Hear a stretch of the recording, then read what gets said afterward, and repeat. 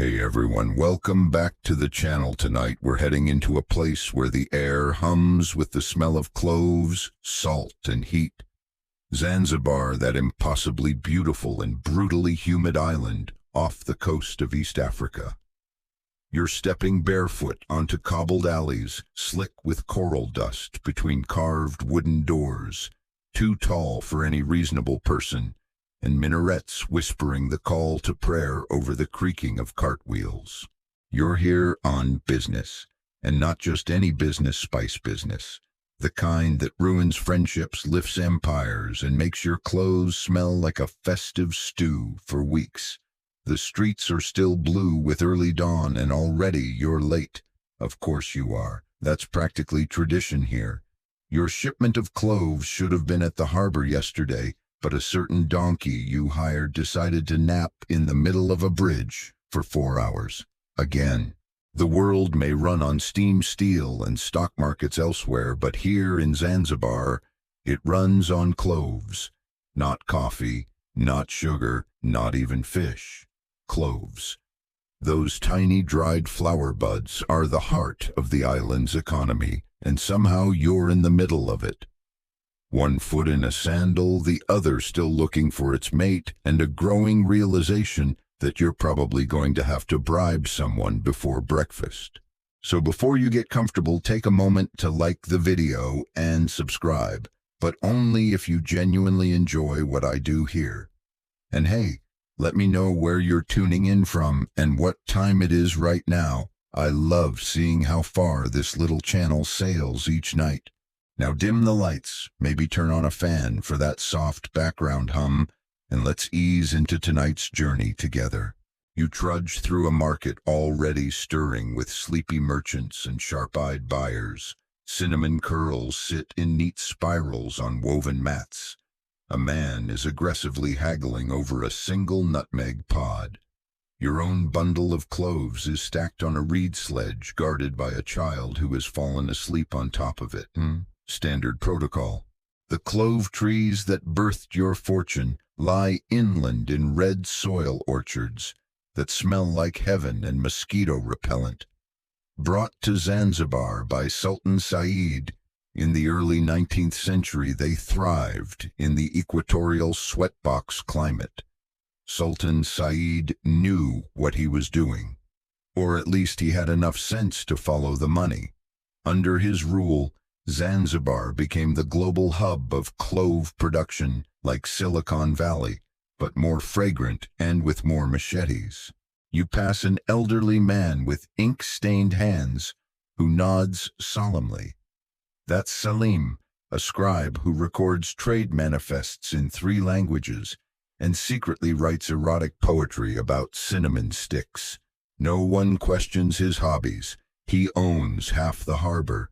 This is Zanzibar. Titles are fluid and everybody moonlights. Historians still argue whether it was Sultan Said's clever diplomacy or plain geographical luck that transformed Zanzibar into a spice powerhouse. Either way, by the mid-1800s, the island controlled over 80% of the world's clove supply, and every single pod needed to be picked, dried, hauled, and shipped by hand by you. You finally reach the harbor and are greeted with the pungent punch of low-tide fish guts and opportunity. Wooden dhows, those iconic wind-bellied boats with triangular sails, bob against the stone quay. They creak like they're always complaining. The docks are chaos, shouting men goats in places no goat should be, and one overly enthusiastic cat trying to climb inside a sack of black pepper. Your cargo is light, a port clerk grumbles, flipping through a palm paper ledger. You point out that it's exactly the same weight as last week's shipment. He counters that you should have brought more. You consider pointing out that you're not a clove tree, but instead hand him a small pouch of dried mango. The international language of bribery. Everywhere you hear Swahili, Arabic, Portuguese, and the occasional shout in German or English. Zanzibar's history is a swirl of colonial fingerprints. Portuguese in the 1500s, Omani Arabs in the 1600s, and British advisors lurking since the 1800s. There's a fort on the seafront built by one group and modified by another. It's currently being used as a fish drying platform. Time has a sense of humor here. You oversee the loading of your cargo, watching your cloves disappear into the dark belly of a dhow named the Salty Pearl. The crew consists of 3 brothers who argue constantly, and a cook who thinks garlic solves everything. One barrel is suspiciously heavier than the others, but you choose ignorance, safer that way. As you step back and wipe your brow with a cloth that might once have been a shirt, you realize you've forgotten something critical: food for the journey. But it's too late now. The tide is right, the wind is with you for now, and the captain is already yelling about being cursed if he waits another minute. You board. The dhow creaks, the ropes groan, and the sails puff like they've just woken up from a deep nap. Zanzibar fades behind you, a palette of white stone palm leaves and minaret spires, while ahead lies the Indian Ocean commerce and 1,000 chances to regret this decision. As the shoreline slips away and the boat noses into deeper water, you breathe in the mingled scents of salt, spice, and possibility. You're officially a merchant now, a humble link in the great clove chain of destiny. Your ancestors would be so proud, assuming, of course, you survive the next 3 weeks. The boat rocks beneath you with the rhythm of someone unsure about their life choices, which frankly feels appropriate. The crew hauls the last rope aboard, and you lean over the side of the Salty Pearl, watching Zanzibar shrink to a cinnamon-colored smudge on the horizon. It's your home, your base, your chaos. But now you're off to see the world, or at least Bombay. Within minutes, the wind hits its stride, puffing out the dhow's lateen sail like a satisfied stomach. The boat lurches forward, slicing through the water with surprising grace. For something held together by rope nails and blind optimism, this should be the easy part. Should be. Now let's talk about Sultan Saeed, your indirect employer, patron saint of cloves, and occasional dictator of dress codes. His obsession with spice, particularly cloves, wasn't just about taste. The man believed that cloves cured nearly everything: indigestion, bad breath, political opposition. He may not have been wrong about the first 2. Under his watch in the early 1800s, Zanzibar became the clove capital of the planet. He personally oversaw the planting of thousands of trees and kept the best groves under royal guard. If you stole from them, you didn't just get fined, you got remembered. It's said the Sultan could identify clove grades by scent alone. Historians still argue whether this is true or just one of those fragrant myths leaders encouraged to seem mystical, but it worked. Traders bowed, merchants hustled, and the world came running, coins clinking. At his peak, the Sultan's clove exports funded his palace's warships and a regrettable tiger enclosure. You didn't meet the man, of course. He died decades ago. But his system, still here, still complicated, still unforgiving. Even after his death in 1856, his policies lingered like the aroma of overcooked cardamom. You sit cross-legged on the warm wooden deck, adjusting to the rhythm of the dhow and the peculiar soundtrack of creaking timber, flapping canvas, and distant shouting over lunch rations. The captain, an elderly man named Musa, with an eye that may or may not be real, offers you a bit of dried fish wrapped in palm leaf. You accept it and then regret it instantly. It tastes like betrayal and low tide. Below deck, your cloves are packed tight in barrels sealed with palm resin. The barrels are labeled by hand with symbols you've memorized but never truly understood. One looks suspiciously like a chicken wearing a crown. Another just says Friday. You assume it's fine. Musa is muttering about the tides, He has no compass, he claims they lie, but reads the wind by taste. You watch as he dips a finger in seawater and holds it aloft like some ancient wizard of questionable hygiene. You're not sure it works, but he hasn't crashed yet. Your route follows the seasonal monsoon winds northward to India. This was the genius of Indian Ocean trade, reliable wind highways that change direction twice a year. Catch the right breeze and you're golden. Catch the wrong one and you spend a month circling Madagascar, swearing at clouds. But even with the right wind, the sea plays tricks. The first night is smooth, the stars absurdly bright.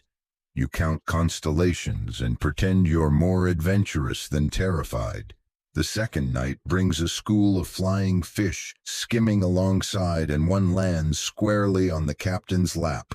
He takes it as a blessing and eats it raw. You take it as a sign to stay upstairs. By the third day, you understand why sailors age like bananas. Saltwater chafes, sunburns blister, and privacy is a fantasy. Your sleeping area is the space between 2 sacks of cassava flour and a crate labeled coral specimens.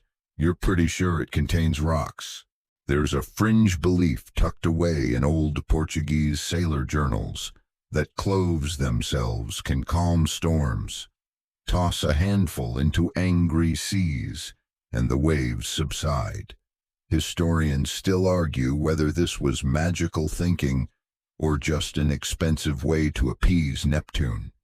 Either way, you keep a pouch handy, just in case. You think of the Sultan again, the man whose obsession still rules your life. His palaces were cool stone dreams filled with carved ivory, imported rugs and louvered windows that overlooked the sea. He was said to bathe in rose water and once offered a visitor a sugar sculpture of his own face. Charming, eccentric, unstable, yes, but efficient. The Clove Empire worked. And you're still part of it whether you like it or not. You shift positions, trying to find a plank that isn't splintered, and accidentally elbow a crewman passing behind you. He grunts, hands you a tiny cup of what may be coconut liquor, and moves on. It burns. You take another sip anyway. Back on deck, you see Musa scowling at a seagull. The crew is humming a song in Swahili, something about waves, lovers, and stolen sandals. It's oddly catchy. You hum along until your voice catches on the wind and vanishes into the sea spray. The sun begins to dip, painting the sky in orange and pink, like it's trying too hard to impress you.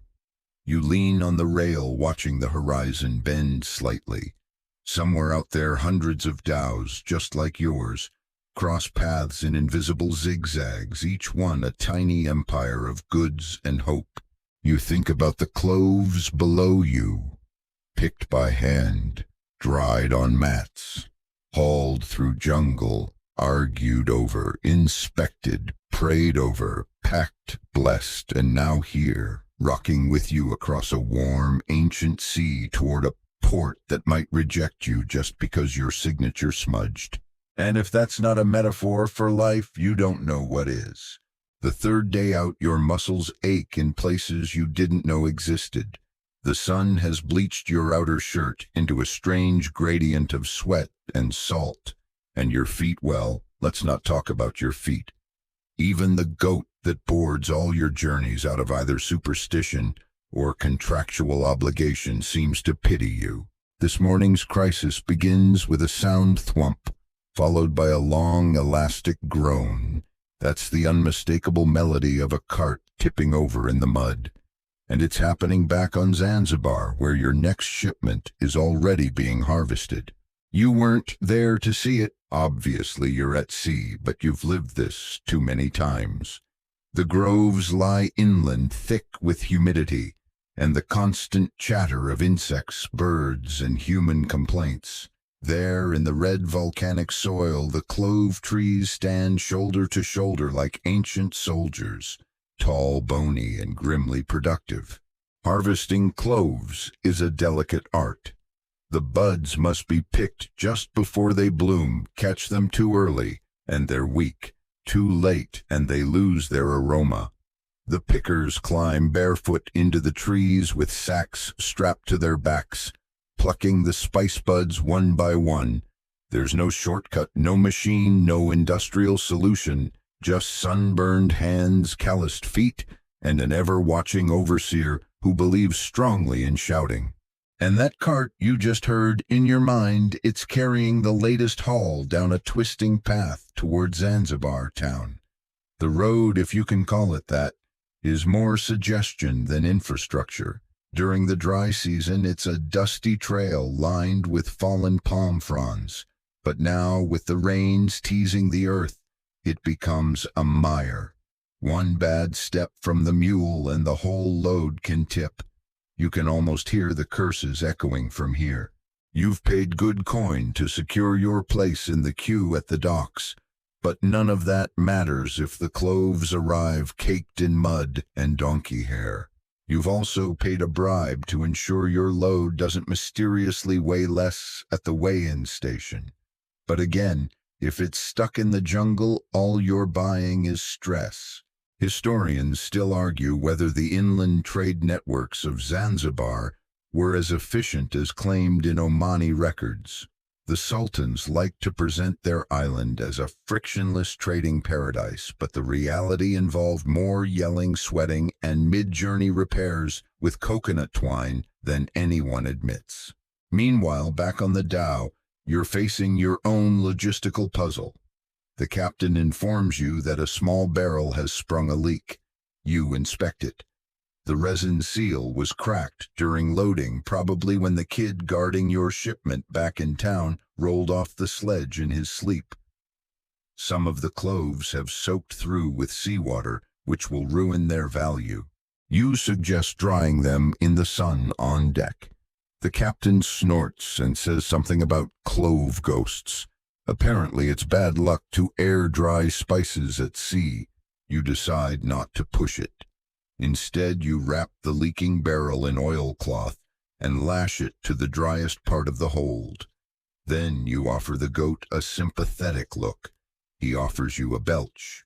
Around midday, you reach for your travel log, a small battered notebook bound in bark cloth, and frustration. You flip through scribbled notes on past shipments, who was bribed, who was bitten, which cart broke, which clerk mysteriously forgot your name after you paid him. One entry stands out: offer mangoes before negotiating. No one argues with a mouthful of mango. You circle it in charcoal. Timeless wisdom. Back inland, your middleman is dealing with bribes of his own. Before cloves can even leave the groves, they pass through a complex chain of informal permissions. A village elder expects a cut. A local militia wants a handling fee. The cart driver demands lunch or threatens to leave your load behind and go fish instead. The journey from tree to port takes roughly a day if the gods, goats, and greed align. More often, it takes 3. And by the time the cloves reach the dock, they've lost 2% of their weight to moisture, 5% to theft, and 10% of the mysterious law of it just happens. This is why you always overpack.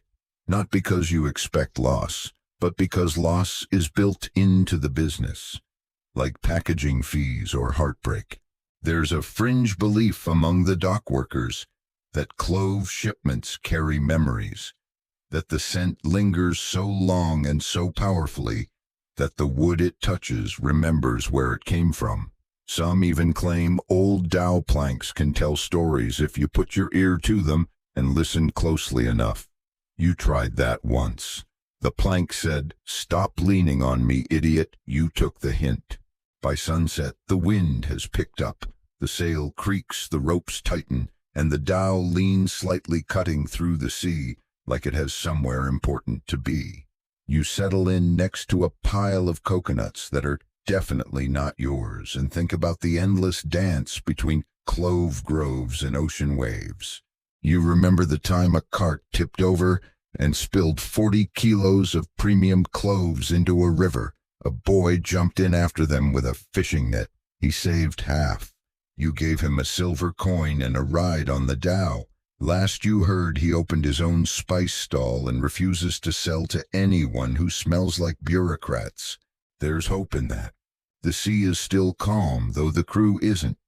A minor argument has broken out over a stolen banana, which seems petty until you remember that supplies are limited and tempers at sea ripen even faster than the fruit.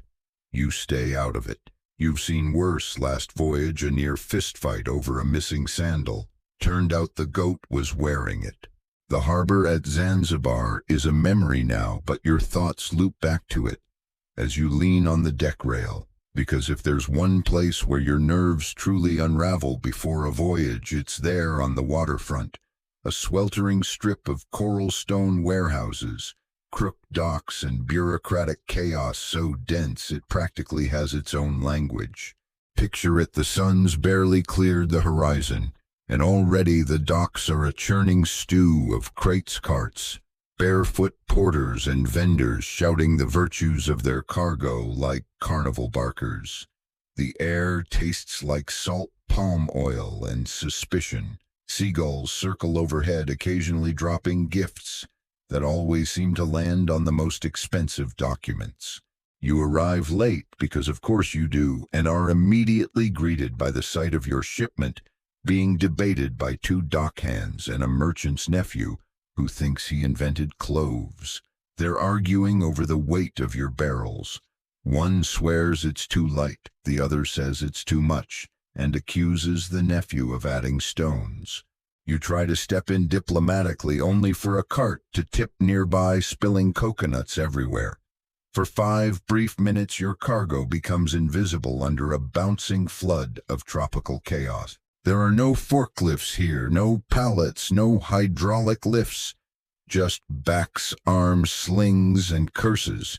Every barrel must be rolled, hauled, shoved, or dragged onto the dhow by hand, and every inch of the way is a negotiation. Historians still argue whether the absence of modern loading technology actually made things worse, or if the human-centric system fostered a kind of organic efficiency. Sure, it was slow, but everyone knew their role, more or less. The problem wasn't getting people to work, it was getting them to agree who should be working right now. The portmaster barked orders, the foreman argued about rope knots, and a cat with a peg leg sat atop a spice barrel hissing at everyone. You'd swear it was in charge. One worker, who goes by the improbable name Captain Fishlegs, insists that he must personally supervise your cloves being loaded. He carries no tools, wears a red scarf with stars on it, and smells faintly of lemongrass and overconfidence. When pressed, he produces a badge made of hammered tin and declares himself Harbor Efficiency Consultant. You pay him 2 coins and he disappears immediately. You never see him again. Your barrels are finally inspected slowly. A government clerk in a too-hot coat flips through a stack of mismatched papers looking for your export license. You hand him 3 identical copies. He claims they're all forged. You gently correct him. He offers a long sigh, stamps one of them in the wrong place, and waves you on. As loading begins, an older dhow creaks into the berth beside yours. Its crew is lean, barefoot, and weirdly silent. Their cargo, dried shark fins and what looks like crates of limes. The captain nods to you once, then vanishes below deck. There's a rumor about that ship. It only unloads at night, and sometimes not at all. Best not to ask. Back on your own vessel, the crew forms a ragtag line, rolling barrels of cloves up makeshift gangplanks and into the belly of the dhow. It's dangerous work. One slip and someone's losing a toe, or worse. You almost did last year. Still can't feel the tip of your left boot. The youngest boy on the team, probably no older than 12, earns extra pay for shimmying into tight corners and lashing down the cargo. His name is Juma, and he tells jokes better than any adult on the dock. When one of the barrels threatens to tip, he yells, "Careful, that's Sultan's favorite perfume." No one laughs too much sweat, but you smirk. Kids going places, probably not college, but somewhere. Then comes the smell. If you've never experienced it, cloves packed in bulk hit you like a warm slap in the sinuses. Sweet, spicy, oddly floral, but intense enough to make your eyes water. You can't escape it. It gets in your clothes, your breath, your dreams. You once sneezed so violently after crawling into the hold that you nearly knocked over a crate of ginger. There's a quirky belief in Zanzibar that cloves repel evil spirits. Probably true because nothing wants to be near that smell for long. Even the cats keep their distance. One myth claims the docks were once haunted until a clove barrel cracked open during a storm. Ghost gone. Dock blessed. Workers got a day off. By now, you're coated in sweat and probably clove oil. You oversee the final barrel being lowered into the hull with a rope and pulley system that looks like it was built by a committee of hopeful ants. It holds, surprisingly. But just as you breathe out, a distant splash interrupts the moment. A barrel. Your barrel. It's bobbing near the stern, floating gently out to sea, trailing cloves like breadcrumbs for aquatic gourmets. The crew erupts, shouting, pointing, running. A sailor dives in after it, swimming with the enthusiasm of someone who really wants his lunch break. You're on the dock, yelling directions, clutching a pole that's 3 meters too short. The cat with the peg leg stares judgmentally. Eventually, the sailor returns, barrel in tow. You open it, half full. You sigh, mop your face, and turn to see the portmaster shaking his head. Another tax, he mutters. You can't tell if he's joking. As the dhow finally drifts away from the quay, you collapse onto a coil of rope and close your eyes. The harbor behind you buzzes on without pause, as if mocking your brief triumph. You made it. Your cargo's aboard. You didn't strangle anyone. Victory. And yet you can't shake the feeling that the easy part just ended. You'd think once the cargo's finally loaded and the dhow has pushed off from Zanzibar's stubborn harbor, you'd be able to relax. Wrong. Now begins the true sport of the spice trade arguing. You'd forgotten how loud sea-loading disputes can get. You try to nap beneath a slung canvas awning, but it's like trying to sleep during a furniture auction on a moving carousel. 2 sailors are in a full-blown shouting match about the position of one of your clove barrels, should it go to starboard or stay center-weighted, while the first mate mutters about balance curses and shakes a dried octopus like it's a magic wand. The problem is this: every inch of space on the dhow matters. Space means profit, and misusing it means rolling halfway to Bombay with crushed cargo and bruised pride. Your cloves, 12 barrels, one of them still a little damp, are worth enough to cause friction, but not quite enough to command respectful silence. The oldest crew member, known only as Uncle, takes it upon himself to rearrange the cargo. He moves everything, twice, and in the end, he puts it back exactly where it was. Still, it's not just physical space being juggled, it's value perception. Clove merchants are infamously defensive about weight, moisture content, and scent intensity. If your barrel smells too mild, it might be accused of being last season. If too strong, it's over-dried. And heaven forbid someone suggests your cloves were stored near turmeric. That's social suicide. Historians still argue whether these endless loading debates had actual trade significance, or if they were just a cultural ritual, an elaborate shouted version of pre-departure nerves. Either way, it's loud, stressful, and completely expected. Eventually, someone produces a coin, spins it, and the barrel placement is decided. Sort of. One of the crew still mutters bad angle every time the wind changes. You slouch against a crate of dates and close your eyes. The smell of clove oil hangs heavy in the air, mingled with sun-warmed wood and fish. You hear a rope fray and a goat bleat in indignation. Sir Leaks-a-Lot the goat has decided your bedding makes a better restroom. Again. You shove your pack out of the way and move it closer to the stern where the scent of the sea almost overpowers everything else. Almost. A memory surfaces from a past trip loading day in Dar es Salaam, where two rival traders got into a fistfight over a misplaced cinnamon sack. One of them was knocked into the water. The other got a discount for displaying passion. That's the spice trade for you. A thin line between commerce and chaos. The argument on deck has settled into a grumpy silence punctuated by rope creaks and the occasional muttered curse in Swahili. Captain Musa wanders over chewing something green and bitter-smelling and eyes your barrels with theatrical suspicion. "You sure these aren't from Pemba?" he asks. Pemba, Zanzibar's quieter, moodier sibling island, is famous for producing cloves that some merchants claim are either vastly superior or vastly inferior, depending on which market they're trying to manipulate. The Pemba debate has no middle ground. Some buyers pay a premium, others blacklist it entirely. You insist yours are Main Island Harvest East Grove third pick. Musa snorts unimpressed. Still smells like Pemba.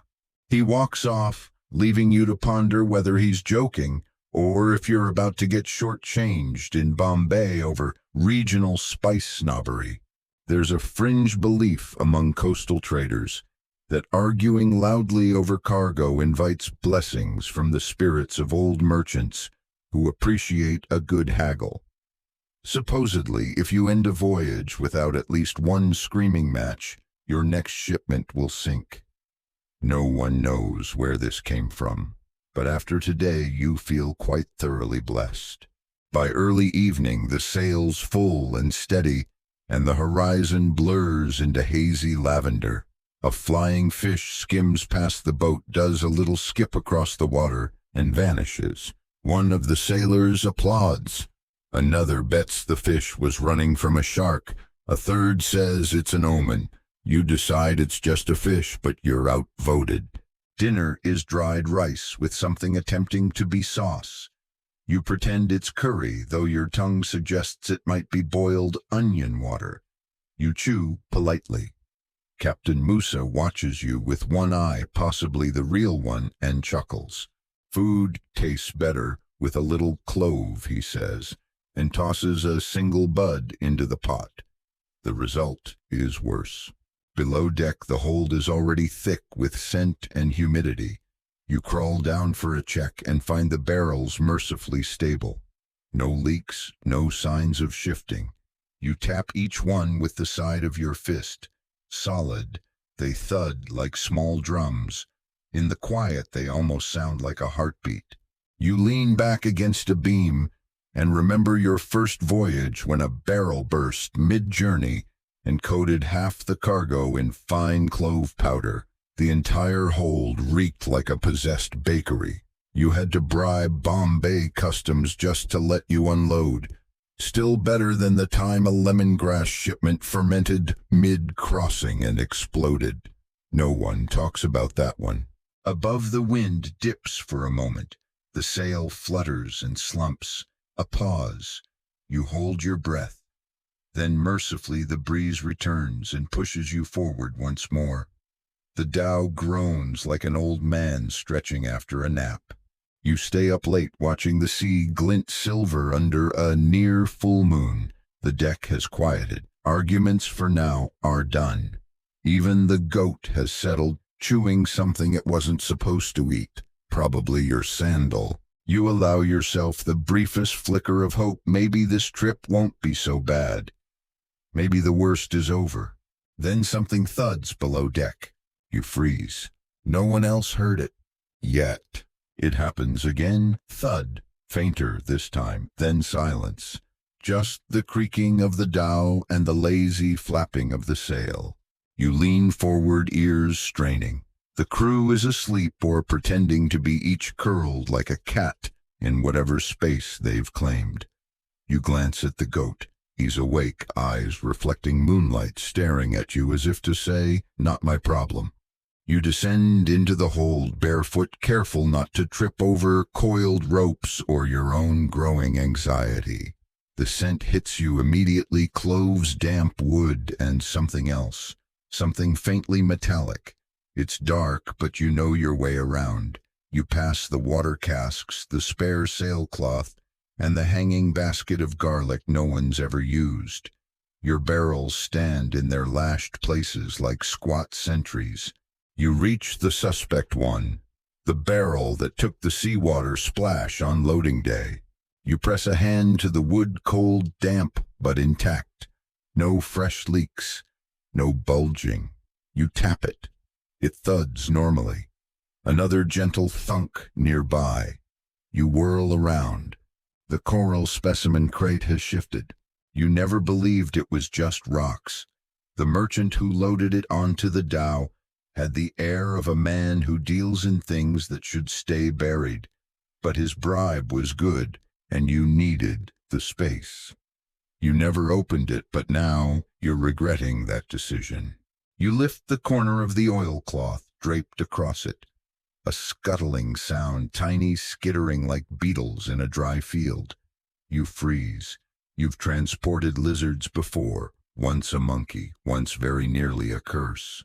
But tonight, you're not going to be the one to open that crate. You drop the cloth and whisper to the hold, "Not tonight, ghosts." Back on deck, you breathe deeply of the salty air and rejoin the calm sea under the moon's sleepy eye. But the tension doesn't leave your shoulders. You sit with your back to the mast, watching the stars wheel overhead, pretending everything is fine. Captain Musa emerges from his tarp lean-to with a long yawn and a pipe shaped like a twisted fish. He puffs twice before saying, "You heard the thuds too, eh?" You nod. He grins. "Good. Means the cargo's alive." You hope that's a joke. "Let me show you something," he adds. You follow him to a weathered chest lashed beside the helm. From within he pulls out a bundle of rolled banana leaf scrolls, tied together with a string of beads. He unties one and spreads it across a crate. The parchment is faded, stained with old oil, but it's a map, or rather a suggestion of one. No precise coastlines, no latitudes, just squiggles, arrows, symbols that could mean turn left here or abandon hope.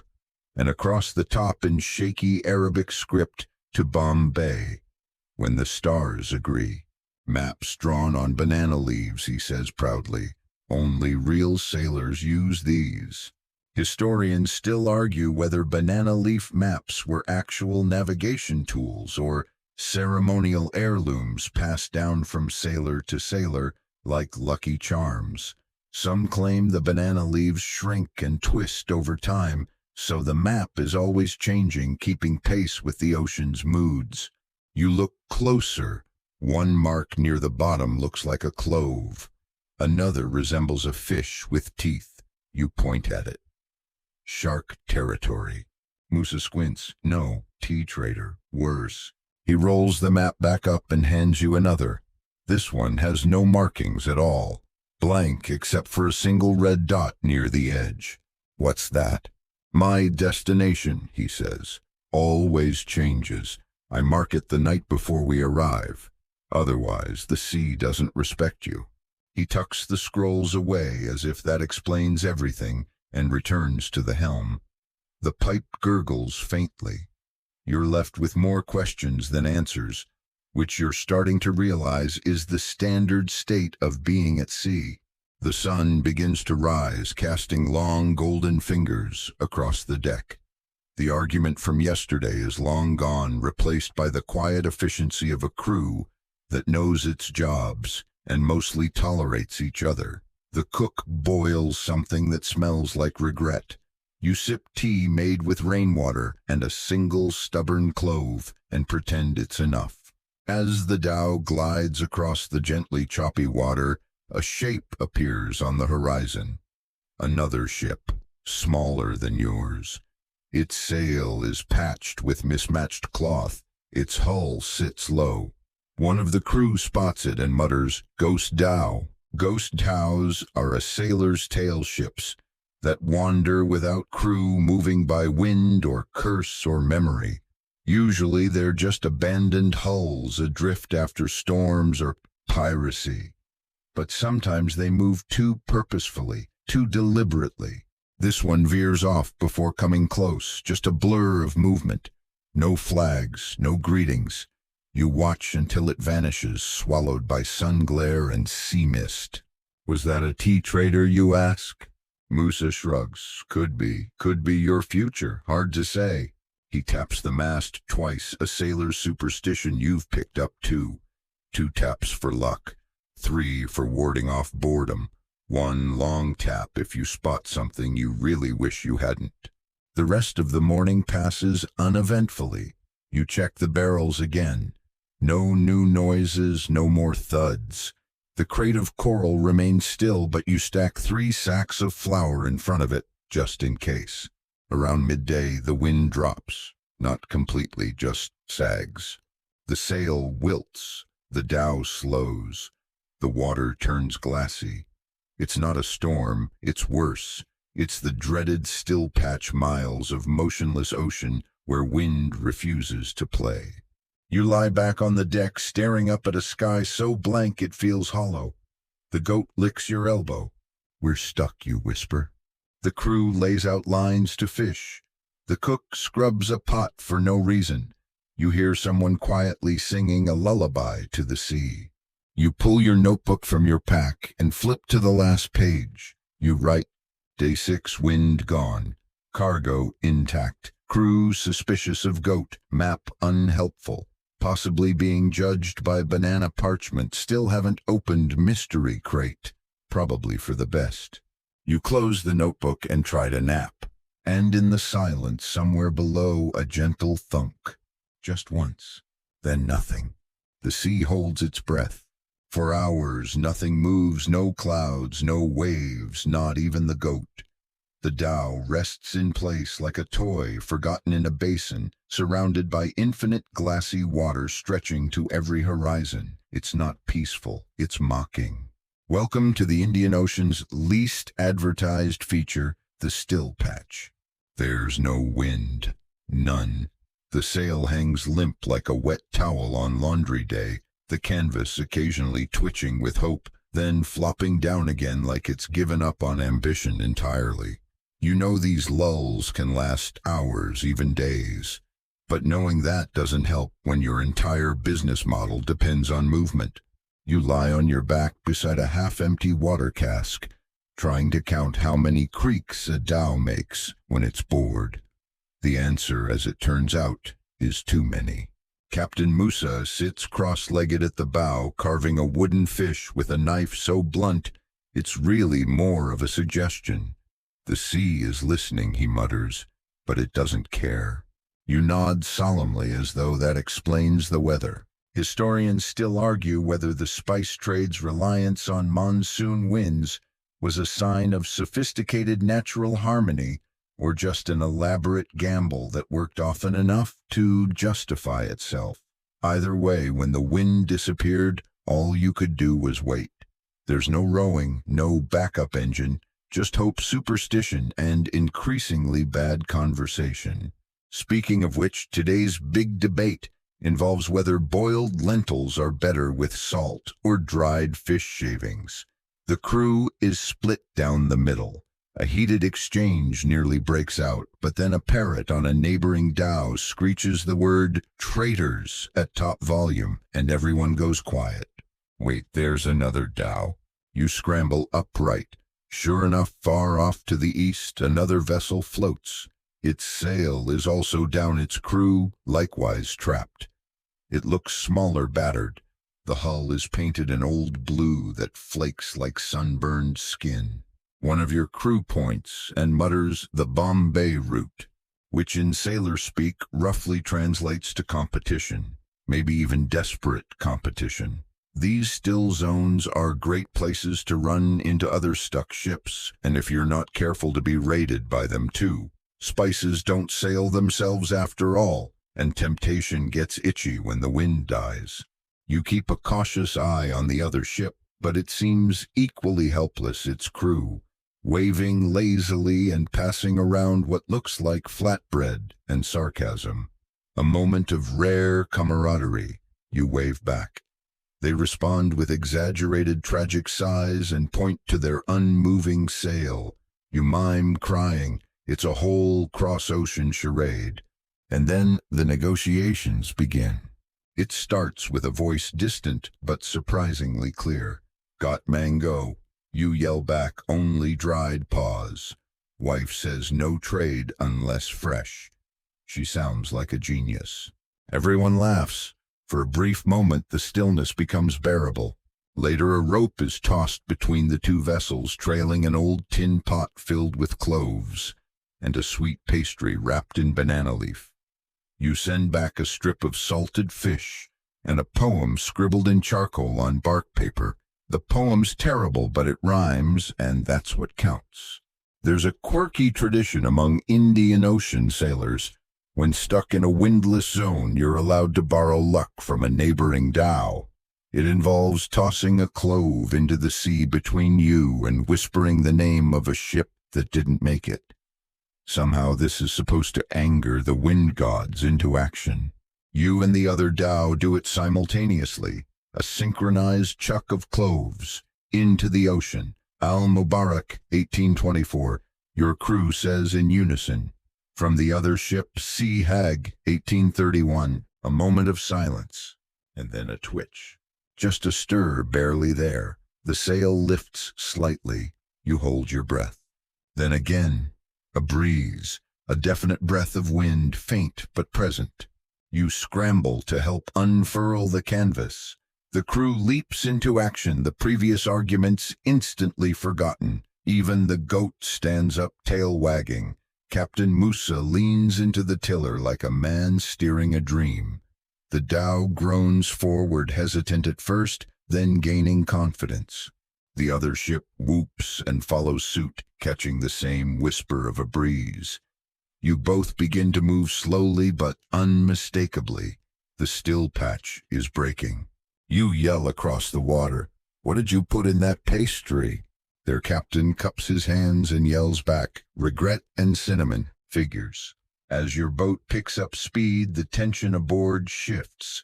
The mood lightens. Someone starts singing a song about mariners and misbehaving dolphins.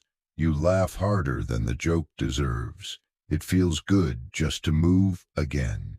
But of course, nothing is simple. With movement comes responsibility, and that means recalculating your course.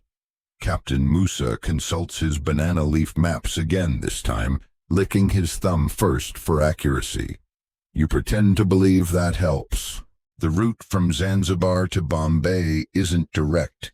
It's a winding dance of seasonal currents, shoals, and invisible political lines.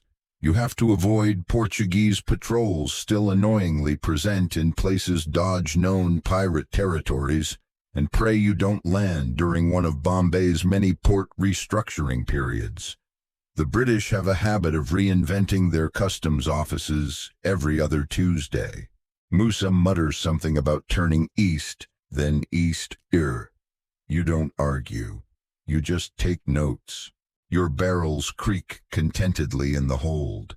You check them again. No leaks, no unusual smells aside from the usual nuclear-strength clove aroma.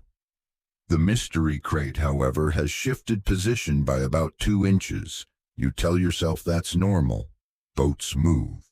There's a moment just before nightfall when the sky turns lavender and the breeze picks up enough to carry the dhow without a single tug.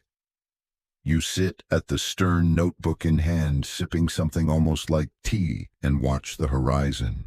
You've survived your first still patch of the voyage. The worst might be over, which of course is exactly when something knocks loudly 3 times from the inside of the crate, marked coral. You don't move. Not because you're calm, but because your brain is stuck on an internal loop of, did that crate just knock? Did that crate just knock? Did that crate just Knock. 3 solid thuds. Rhythmic, intentional. Not the ship creaking, not cargo shifting, not the goat. Sir Leaks-a-Lot is asleep near the tiller, snoring like a disgruntled accordion. You inch toward the hatch, peer below deck. Quiet. The scent of cloves rolls up in a spicy wave. The barrels sit, as before, lashes taut wood dry. But that crate, the one marked coral, do not open, has shifted again. It's angled differently now, still shut, still tied, still humming with menace. You stare at it for a full minute, then close the hatch very gently, as if you're afraid of waking it up. Back on deck, the air is cooler now. The sea is darkening to blue-black velvet scattered with silver starlight. Musa lights a tiny oil lamp and squints at a chart. He refuses to admit is upside down. He glances up, notices your face, and grins. You heard it again. You nod. Good. If it stops knocking, then worry. You want to ask questions, but you've learned not to. Questions at sea often get answered with stories that involve curses, marriages to sea spirits, or a recipe for octopus jerky, none of which help you sleep. Still, your mind won't let it go. The merchant who loaded that crate, short smile that didn't quite reach the eyes, paid in full with no haggling. Too smooth. He'd claimed it was coral, but the box was sealed with palm wax wrapped in oilcloth and had holes poked in the side. Coral doesn't need air holes. Some say merchants occasionally transport exotic animals for collectors in Bombay. But those shipments usually come with paperwork. This crate, just 3 words, handle with care. Historians still argue whether contraband creatures were a widespread problem in the Indian Ocean spice routes, or if it was merely an excuse used by customs officials to confiscate interesting shipments. Either way, you're not opening that crate, not unless it starts speaking in full sentences. You settle into a coil of rope notebook on your lap and begin documenting everything: thuds, timing, any changes in smell or temperature. You're not sure why. Maybe so you can explain it to Bombay port officials later. Maybe so someone knows what happened if you mysteriously vanish and the goat inherits your trade license. The wind is gentle now, steady and cooling. The dhow sails forward like it finally remembered what it's for. The stars blur slightly overhead as you doze off mid-sentence.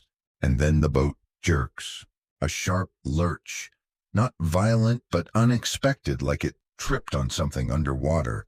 The crew shouts. You bolt upright. Musa grips the tiller. We've caught something, he calls.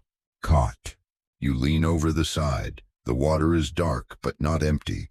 Something long, ropey, and pale is dragging against the starboard hull. At first you think it's seaweed, then too smooth, too even. Rope. A net. You've snagged a floating cargo net. The dhow groans as it tries to keep pace, but the net pulls, resisting forward motion. 2 sailors leap into action with long poles, trying to dislodge it without tearing your hull open. You grab a lantern and hold it high. In the amber glow, you see it, a bloated, half-submerged bundle caught in the net. Cargo. A body. It's a barrel, battered, sealed, barely afloat. Cut it loose, Musa barks. We don't need any cursed freight. But curiosity wins. You fish the barrel aboard with a makeshift sling against the captain's growling protests. It lands with a whump on the deck. Waterlogged but intact. You wipe the top. No markings, no scent. You pry it open with a crowbar. Inside, cloves. Perfectly dry, dark, aromatic cloves, cleaner than yours, honestly. High quality. You look around at the crew. No one says a word. Eventually, Musa grunts, sea gift. There's a fringe superstition among Zanzibari traders that if you find a spice barrel at sea and don't take it aboard, your next 10 shipments will be stolen by invisible monkeys, or eaten by rats, or both. The rules vary, but rejecting a barrel is at minimum rude. So you roll it toward the hold. And there it is again, the crate knocks. This time a single crisp thunk, like it's annoyed. You freeze, the crew pretends not to hear it. Later, after night watch begins and the boat slips into gentle rhythm again, you sit beside the mystery crate and whisper, "We're not opening you. Okay, you stay in your box. We'll deliver you. No one needs to get dramatic." No response. You take that as agreement. The rest of the night is uneventful, save for a brief flare of bioluminescent jellyfish. They drift past in ghostly clusters, glowing green-blue beneath the surface, trailing luminescent veils. You and the goat both watch them in hypnotized silence. The goat bleats once thoughtfully. By morning, the new barrel has been integrated into the stack. You labeled it with charcoal sea barrel, possibly magic, just in case. The crate remains quiet. You pretend that means everything is fine.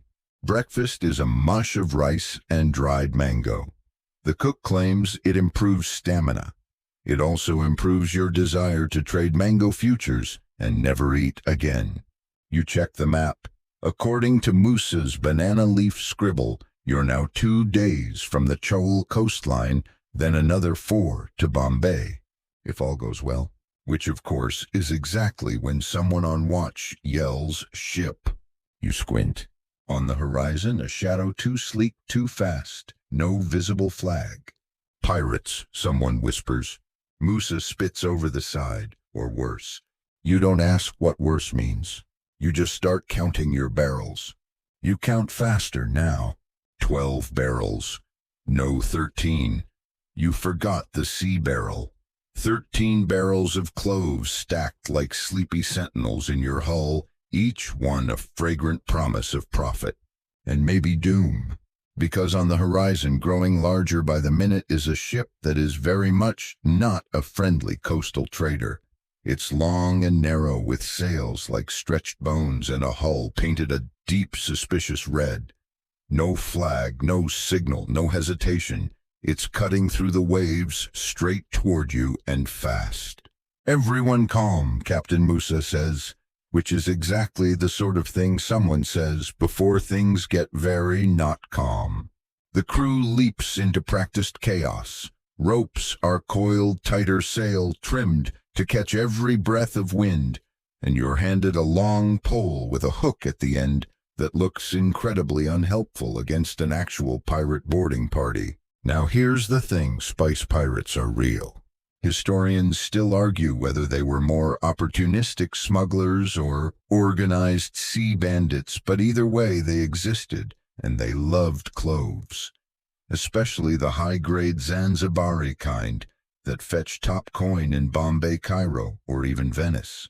And pirates, like most connoisseurs, had preferences. Word is cardamom is a pirate delicacy. Saffron is flashy, yes, but cloves. Cloves are practical. They preserve meat, cover the smell of questionable hygiene, and can be traded for almost anything. There's even a popular pirate cure for toothaches that involves clove oil and yelling. You've never tried it. Too much yelling. The approaching ship is maybe 400 meters off now. You can see figures moving quick, confident, unbothered. That's not great. Musa lowers his pipe, too late to run, too slow to hide. You glance at your goat, hoping he has ideas. He stares back, offers nothing. Your dhow slows slightly, as if trying to look casual. You scan the horizon for other vessels. Nothing. Just you, your questionable cargo, and a rapidly closing problem. Then you remember the crate, the one that knocked. You stare at it. Would pirates steal it? Would you let them? You whisper to the wood, whatever's in there better be scarier than pirates. The crate does not respond. That's almost worse. The other ship pulls alongside, no cannon fire, no battle cries, just a quiet, eerie approach. One of their crew swings a rope aboard your dhow and lands with an elegance that suggests this is not their first spice napping. He's tall, barefoot, bearded, and covered in rings that clink like wind chimes. Behind him, a second pirate lands with a thud and an apologetic shrug. Shorter, more nervous, possibly new. They say nothing. Musa raises an eyebrow and casually leans against the mast, chewing a clove like it's a toothpick. "You're late," he mutters. The tall pirate smiles. "Weather." "Of course." The pirates don't bother with threats. They walk straight to your barrels, sniffing the lids like sommeliers. One taps the side and mutters something in Arabic. Another sniffs and says Pemba grade. Slight rain touch, 2 weeks old. You blink. It's a tasting panel. There's a fringe belief that pirates who steal spice must bless it before selling it, or else the scent will betray them. They sometimes carry tiny incense kits to test for purity. You're not sure if that's real or just something you read on the back of a coconut crate, but watching these guys, you're starting to believe. The tall one, let's call him Perfume, makes his way to your sea barrel. He taps it, smiles. "Interesting," he murmurs. Then, the crate. He pauses. You all pause. Even the goat stops chewing. Perfume crouches beside the crate and presses his ear against the wood. Silence. Then one faint knock. Just once. He leans back, looks at you. "What is this?" You smile politely. "Coral. Very shy coral." He snorts, reaches for the wax seal. You lurch forward. "I wouldn't." Too late, the seal pops. He lifts the lid slowly. Inside, a long pause. Then he says, "Huh." He tilts the crate toward you, and for a moment you glimpse what looks like a lizard. Not a normal lizard. A long sand-colored thing with glittering eyes wrapped in palm leaves and bound loosely in twine. It blinks once, calmly. The pirate frowns. Desert monitor. Captain Musa leans in. Bombay collector. Pays well. Perfume looks disappointed. Thought it was a curse. Or a child made of smoke. He shrugs, reseals the crate, and moves on. 10 minutes later, the pirates leave. No violence. No theft. Just one signed parchment indicating inspection passed, stamped with a red thumbprint. They swing back to their own dhow and disappear across the waves, shouting back, "You're welcome," for the mystery lizard. You and the crew collapse into mutual silence. The goat lies down on your pack and immediately begins snoring. You sit on the deck legs, stretched out, pulse slowly returning to normal. Musa puffs his pipe and mutters, "Could have been worse." You nod. Much worse. The rest of the day passes uneventfully well, except for the part where one of your cloves barrels starts humming. Very softly. You consider pretending it's your imagination. You consider a lot of things. But in the end, you do what every spice merchant must. You write it down in the notebook, draw a small angry lizard in the margins, and sail on. The sea calms, but your nerves do not.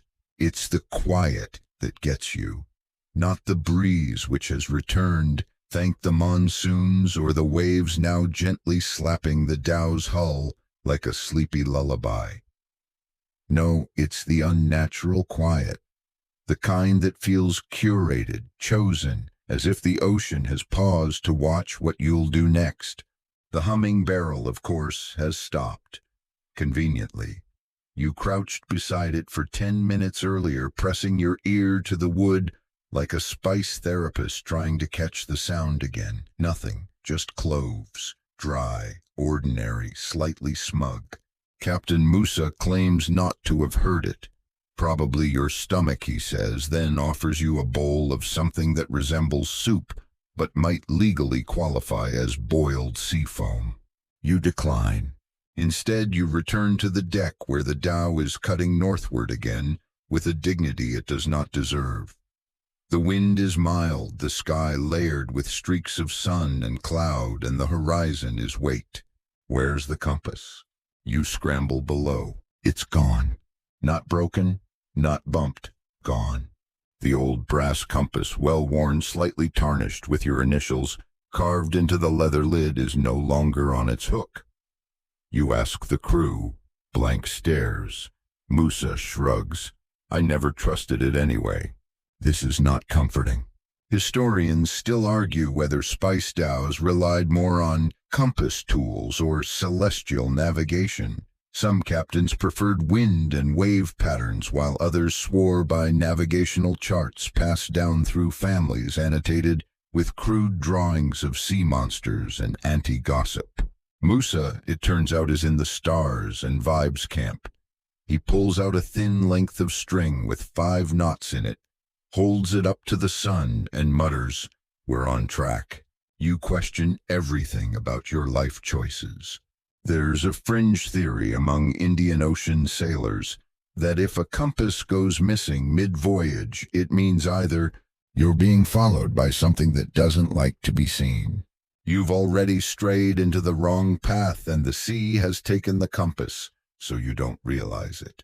You sit down with your notebook and scrawl, "Compass vanished." Crew unconcerned, wind steady, goat increasingly smug. Suspect crate is watching us. Speaking of which, you check it again. Still sealed, still quiet, still there. You don't open it, you won't open it. It's the one firm boundary you've got left. Instead, you take a long walk from bow to stern. That takes 12 seconds. Still, it helps. The repetition is soothing even if your ankles now have permanent rope burn tattoos. Musa calls you over. "Want to steer?" You blink. "What?" You're anxious. Steering calms the soul. You're not sure that's true, but you take the tiller anyway. The wood is smooth from years of palms and warm from sun. You hold it lightly, like cradling a particularly judgmental bird. For a while, all is well. The dhow obeys. The wind holds. You begin to feel something like peace. Then a bird lands on the mast. It's black, small, angry-looking, and it speaks. "Turn around," it croaks. You stare at it. The crew stares at it. Even the goat raises an eyebrow. "Turn around," the bird repeats. Musa nods slowly. "Talking birds, been a few years. You're not superstitious, but you are a spice merchant who once lost an entire cargo of ginger due to bad luck caused by sarcastic parrots, so you don't dismiss this lightly." The bird flaps once and takes off. It circles the dhow once, just once, and vanishes toward the horizon. You try to focus on steering, but you can't unhear that scratchy little voice, "Turn around." An hour passes. Then 2. Still sailing, still no compass. The wind shifts just slightly southward, nudging the dhow a bit off course. You try to correct. The tiller groans. Then you spot something ahead. Dark shapes in the water, jagged, looming. Reefs. Uncharted, according to Musa. These weren't here last season, he says, which raises at least 6 major concerns. The dhow slows. The sail flutters. The sea deepens to an odd green-black. The crew goes quiet. One man throws a clove into the water and whispers a prayer. You navigate carefully, eyes darting from wave to wave. The hull scrapes once, not deep, but enough to make everyone tense. Then the wind vanishes. Completely. Again. The sail slumps. The dhow halts. You're now adrift in a narrow pass between toothy coral fingers and uncertain current. Captain Musa chews his pipe stem. "It's the ghost shoals," he mutters. "Excuse me." "Old trade route," he says. "Abandoned. Too many accidents. Ships vanish, come back empty. Sometimes full, but with different cargo, or different crew." You look around. Your crew seems the same, tired, salty, slightly irritated. But then again, would you know if one of them had been replaced? That short guy near the hold, was he always that short? Has he always had that mustache? You shake it off. You try to restart the sail, tightening rope, adjusting line. Nothing. The dhow will not move. Then a sound. A scraping from below deck. No, not again. You race down. The humming barrel. Nope. The sea barrel. Also no. It's the crate. The lizard crate. The lid is loose. You step closer. A glimmer of movement, a flicker of a tongue. Something is not inside anymore. You freeze. A soft sound behind you like claws on wood. You turn slowly. Nothing. Just a faint trail of wet prints across the floorboards, disappearing into shadow. You back away, close the hatch, seal it. Back on deck, Musa is lighting incense. For calm, he says. You nod. The wind picks up just a whisper. The dhow turns slowly, easing away from the reefs, like it changed its mind. Musa puffs his pipe. Told you, steering calms the soul. You sit down, write a new note. Steering does not calm the soul. Land ho, sort of. It's the shoreline of India, hazy on the horizon, a long smudge of brown and green sweltering beneath a white-hot sun. You're still days from Bombay, but this is Chaul, one of the smaller ports along the coast, cluttered with fishing boats, tangleweed docks, and paperwork that always smells faintly of mildew. Your dhow inches closer, sail limp, but trying, the hull creaking like it's holding a grudge. The breeze has returned in half-hearted bursts, as if the sea is undecided about letting you finish this journey. You get it. You're also not entirely sure you want to be here. Brace yourself, Musa mutters. Here come the forms. If Zanzibar was chaos, wrapped in spice Indian colonial ports, our bureaucracy soaked in sunburn and very polite suspicion. Chaul's harbor isn't large. It's cluttered with wooden outriggers, cargo boats, and at least one ship that looks permanently retired, covered in drying nets and cats. You guide the dhow past the outer markers, waving at a guard who is too focused on eating mango to wave back. Docking is a slow, nudging ballet of ropes, poles, and shouted insults. The moment your hull brushes the mooring, 3 men in tan uniforms appear with clipboards, all ready. Name, cargo, origin intended, port, weight, contents per unit, storage method, quarantine certificates, secondary declarations, and spiritual inventory. You read aloud. The officer shrugs. New form. You fill it out. You try to fill it out. Your pen leaks. Your Swahili is ignored. Your attempt at colonial English makes one clerk laugh so hard he drops his inkpot. Historians still argue whether British-run Indian ports were deliberately confusing or just incompetently over-regulated. Whatever the case, you end up submitting 6 versions of the same document, one of which involves sketching your cargo from memory. Sir Leaks-a-Lot chews a corner of one form. You hand it in anyway. No one notices. The inspection begins. The clerks pry open a barrel, sniff, squint, taste a single clove, scribble something on parchment, then they open another, repeat, sniff, scribble, mutter Pemba-ish, and move on. Then they reach the sea barrel. You offer your most innocent smile, found it floating, sea gift.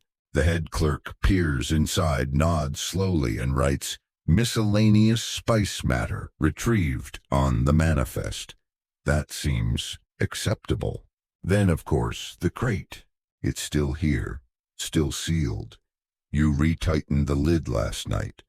Whatever had climbed out seems to have returned, or maybe it never left.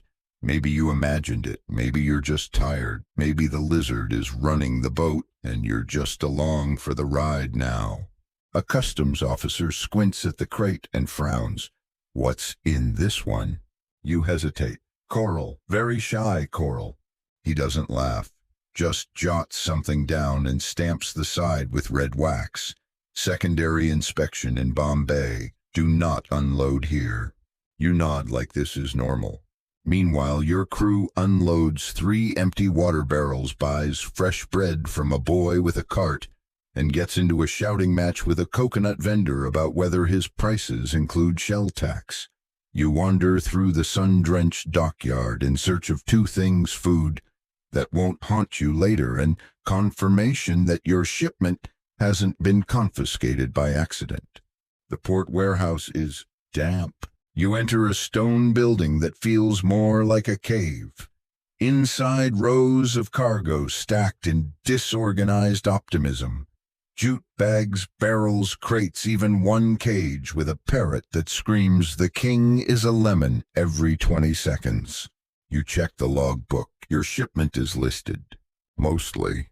One barrel is missing. You blink. You count again. Back to the dhow. Count again. Still gone. Musa shrugs, probably borrowed. This is not encouraging. You report it to the customs clerk, who assures you we never lose spice. You point to the empty spot on the log. He shrugs. Then it was never here. There's a fringe belief among merchants that every third shipment has a ghost barrel, an invisible phantom that either appears at sea or disappears on land and is claimed by the trade gods as their cut. You'd always assumed it was metaphorical. Now, you mark the loss in your notebook. Barrel 7 vanished post-doc. Possibly divine theft. Possibly clerk lunch barrel, replacing value TBD. You try to relax. Sit by the harbor wall. Watch the tide change. Children run barefoot across the wharf, chasing eels between fishing boats.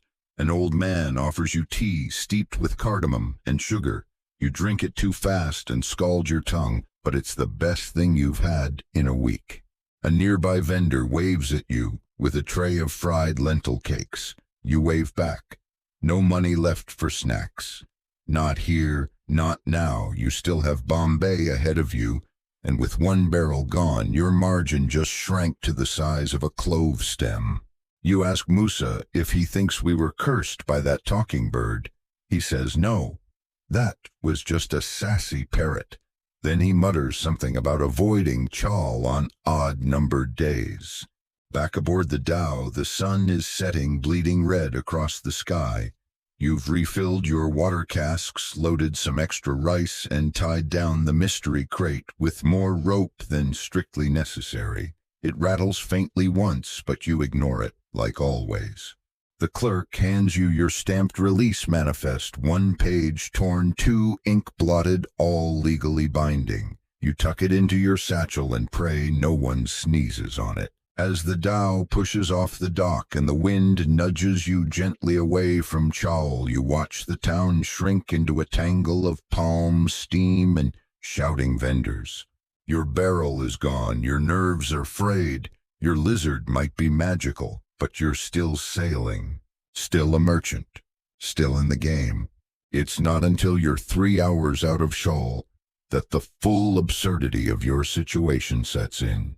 You're down a barrel, your compass is still missing, and you're now sailing north with a questionable map, a possibly sentient crate, and the nagging suspicion that you've either lost your mind or, worse, gotten really good at sea trade improvisation. But at least you're moving again. The dhow catches a steady wind. The hull creaks in a contented sort of way. The goat has relocated to the warmest plank on deck and looks aggressively peaceful. For the first time in days, it feels like you're sailing toward something rather than away from a collection of problems. That feeling lasts precisely until you arrive at the docks of Bombay, or rather attempt to, because the British in all their colonial brilliance have decided to restructure the customs procedures. Again, now instead of presenting your stamped manifest, you must first get an entry ticket, then a dock pass, then a cargo line number, and somehow a recommendation letter from a port official who is currently not on the premises. You consider bribery, but even that has gone out of fashion. Bribes here now require forms. One official eyes your cargo manifest like it's an elaborate joke. Zanzibar cloves. This week very ambitious, he says, before flipping the page and sighing deeply. Your barrel count is irregular. Yes, you know. You explain the disappearance in Chaul. He writes "missing barrel unconfirmed" in large red ink and draws a question mark that bleeds through 3 pages. You resist the urge to scream. Historians still argue whether British ports in India were truly designed for efficiency, or if they were elaborate stress tests for merchant patience. Today, you're leaning toward the latter. The officer directs you to a warehouse, which, surprise, has changed its number. You spend an hour looking for warehouse 17B, only to find it's now warehouse 12C, but only on Thursdays. Inside, the damp gloom and mildew are immediately familiar. Rats scatter.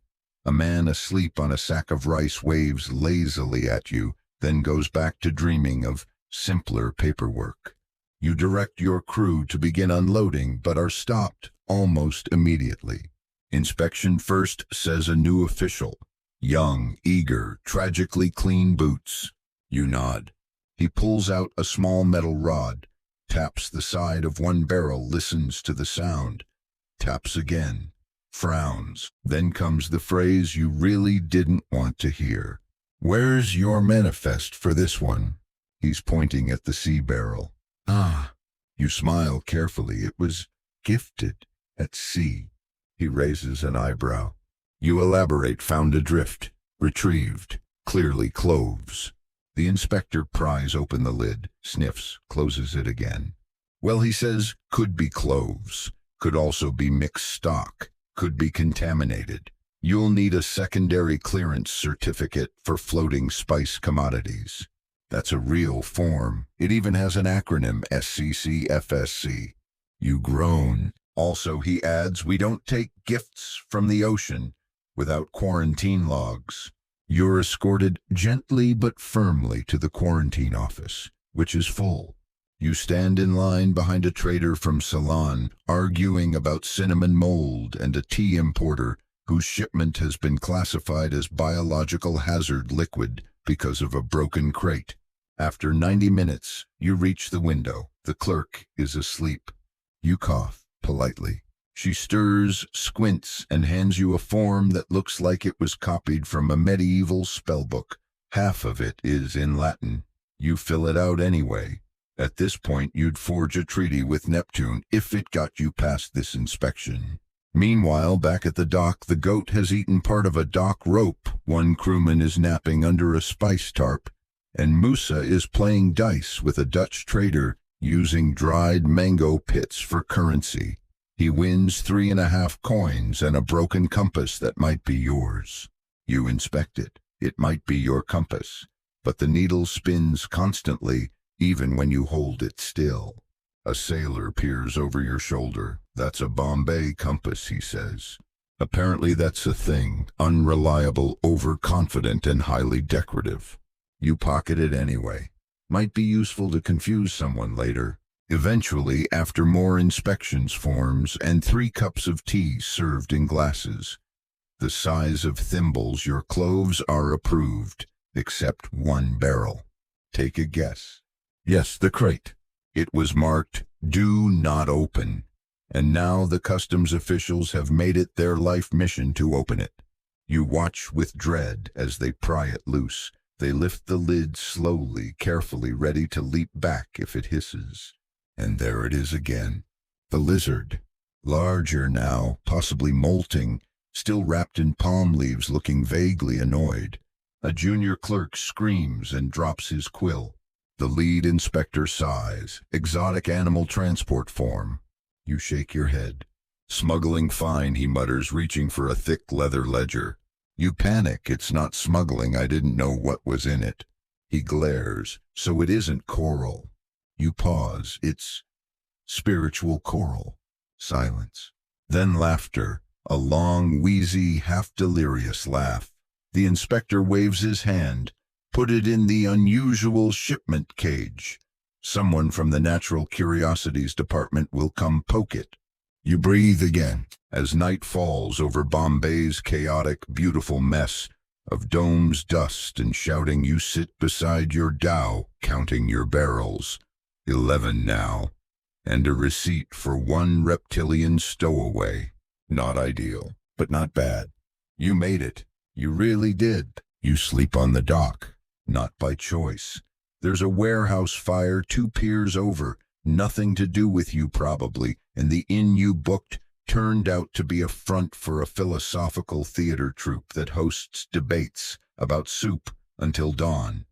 So you curl up beside your dwindling stack of barrels and a goat that has made peace with urban life remarkably fast. At sunrise, a dock worker tries to load you onto a cargo barge by mistake. You wave your papers at him and declare, "I'm not freight, but judging by your smell, even you aren't fully convinced." Still, you've got business to do. Your cloves, what's left of them, are being stored in Bombay's Eastern Warehouse compound, which sounds prestigious until you see it. 3 damp stone buildings and 1 very enthusiastic rat. You step into the shadows and immediately feel your humidity level rise by 30%. Your manifest has already been filed and now you're just waiting for your buyer. His name is Kumar and he's a legend among spice merchants. Rumor has it he once bought an entire year's worth of cinnamon without smelling it first. Or that he traded 2 barrels of nutmeg for a giraffe.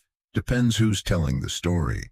You meet him at a small, windowless office that smells faintly of peppercorn and crushed dreams.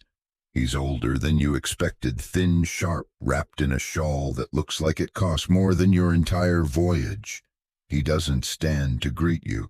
He just looks up, nods once and says, "You're late." You nod. "I'm short 1 barrel, you say." He smiles faintly. You're always short 1 barrel. Historians still argue whether Kumar is a singular merchant or a title passed down through generations, like a spice-themed phantom. No one has seen him outside the warehouse district. No one knows where he sleeps. He just appears, buys, and vanishes. He waves a hand. "Let's see the stock." You walk together into the warehouse. Your barrels sit in a neat row, 11, not 12. The C barrel is marked with red ink pending further inspection. The crate is mercifully gone. You assume the Natural Curiosities Department has either claimed it or been devoured by its contents. Kumar taps a barrel. His assistant opens it. He reaches in, grabs a pinch, crushes it between his fingers, and sniffs. That's all. Then another barrel. Repeat, then another. He stops at barrel 6, frowns. "This one," he says, "too wet." You lean in. He's right. The cloves are sticky, a faint sour edge to the scent. "Rain damage, probably the splash during loading back in Zanzibar. Discount," he says.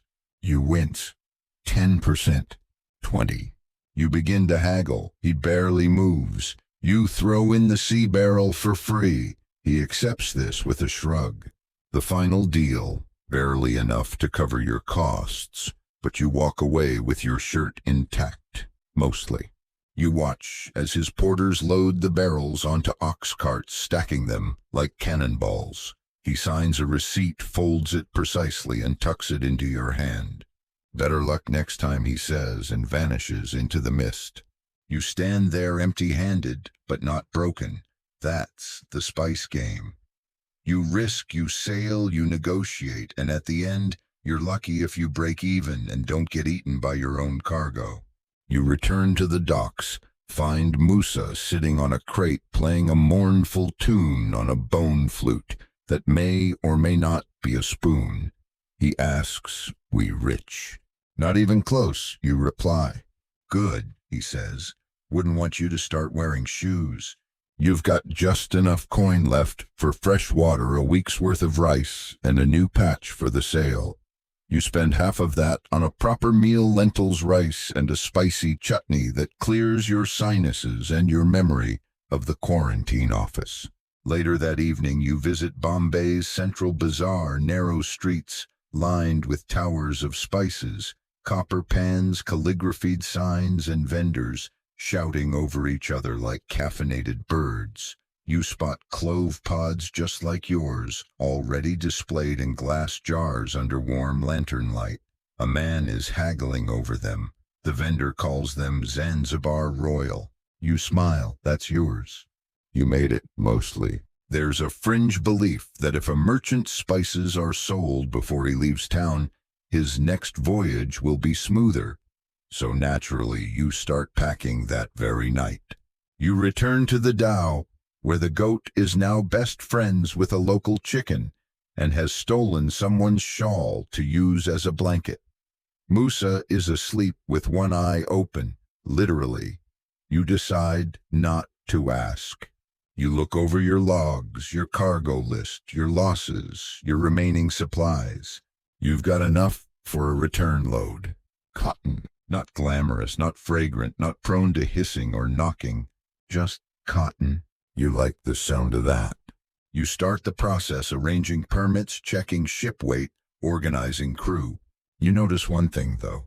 Your returned barrel count still 11, but now barrel 9 is marked private stock. Do not open. You didn't mark that. You ask the dock clerk. He swears it arrived that way. You pry it open. Inside cloves. Fine, dry, perfect. You tap the lid closed and write a note in your ledger. Barrel 9 mystery replacement, possibly divine refund. Don't ask questions. The sea calls again. The air in Bombay is different at dawn.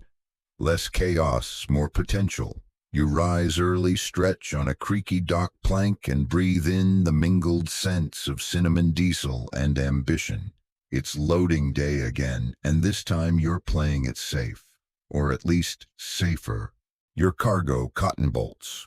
Stacks of them. White, neatly folded, odorless, and crucially not alive. Cotton doesn't hum. Cotton doesn't knock.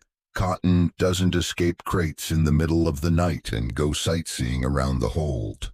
You oversee the process personally, directing 2 local loaders and one enthusiastic teenage helper who insists on calling himself Captain Junior.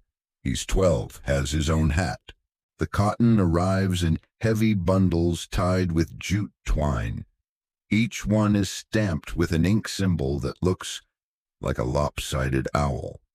You're assured it's the mark of a reputable weaving guild, or possibly a bakery. Either way, it's consistent, and that's all you need. The crew is in better spirits today. Musa whistles something vaguely melodic. Even the goat looks marginally less cursed. You haven't heard any mysterious crate noises for over 36 hours, and you've decided not to question your luck. You simply accept it like a gift or a bribe from the gods. Loading cotton is blissfully different from cloves. No spice dust, no paranoid sniff tests, just stack, lash, repeat. There's an old saying among traders: spices steal your soul. Cotton only borrows your time. You never used to believe it. Now you're a cotton evangelist. Historians still argue whether Indian Ocean merchants preferred cotton routes because of the simplicity or because they were just sick of smelling like cloves. Either way, cotton had its own kind of profit, lighter, bulkier, less temperamental, but still useful, essential, and always in demand. As the last bundle is tied down, Captain Junior high-fives the goat. The goat, to his credit, only mildly headbutts him. The sun climbs higher. You double-check the manifest, triple-check the lashings, and quadruple-check that no mystery crates have spontaneously appeared. All clear. You're about to declare the cargo ready when a man in a gray turban and official-looking mustache approaches holding a clipboard as though it were a ceremonial weapon. "Random dock inspection," he announces.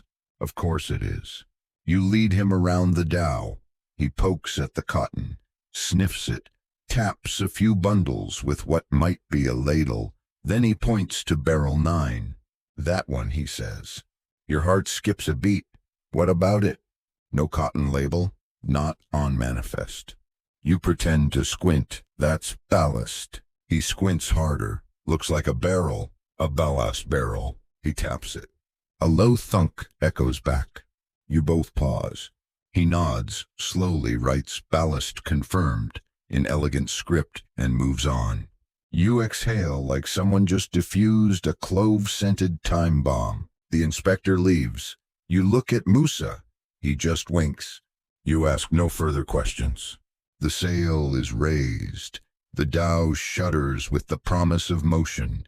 The wind, blessed merciful wind, fills the canvas like a lung inhaling purpose. Bombay fades behind you in a swirl of smoke and saffron-colored light. The journey home begins.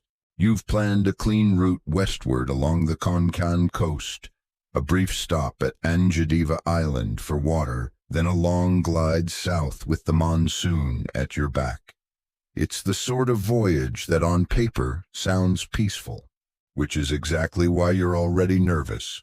By the second day, everything is going well. Too well. You pass 2 fishing boats without incident. The crew plays dice using dried cloves as chips. You lose to the goat. You begin writing your trip log with cautious optimism. Cotton holds well. Crew content. Sea calm. No lizards, no pirates. Still one unlabeled barrel suspect divine refund. Will not open. On the 3rd day, something strange happens. You spot a dhow in the distance, an exact match to yours. Same sail. Same shape, same paint-faded blue and a chipped red star on the hull. It's you, your own ship, except you're here. You point it out to the crew. They stare, then look at you like you've swallowed too much salt. There's nothing there, says Musa. You blink. It's gone. Later that night you dream of cloves, but in the dream they open like tiny mouths and whisper things in old dialects you don't understand. You wake up and find barrel 9 has shifted 6 inches to the left.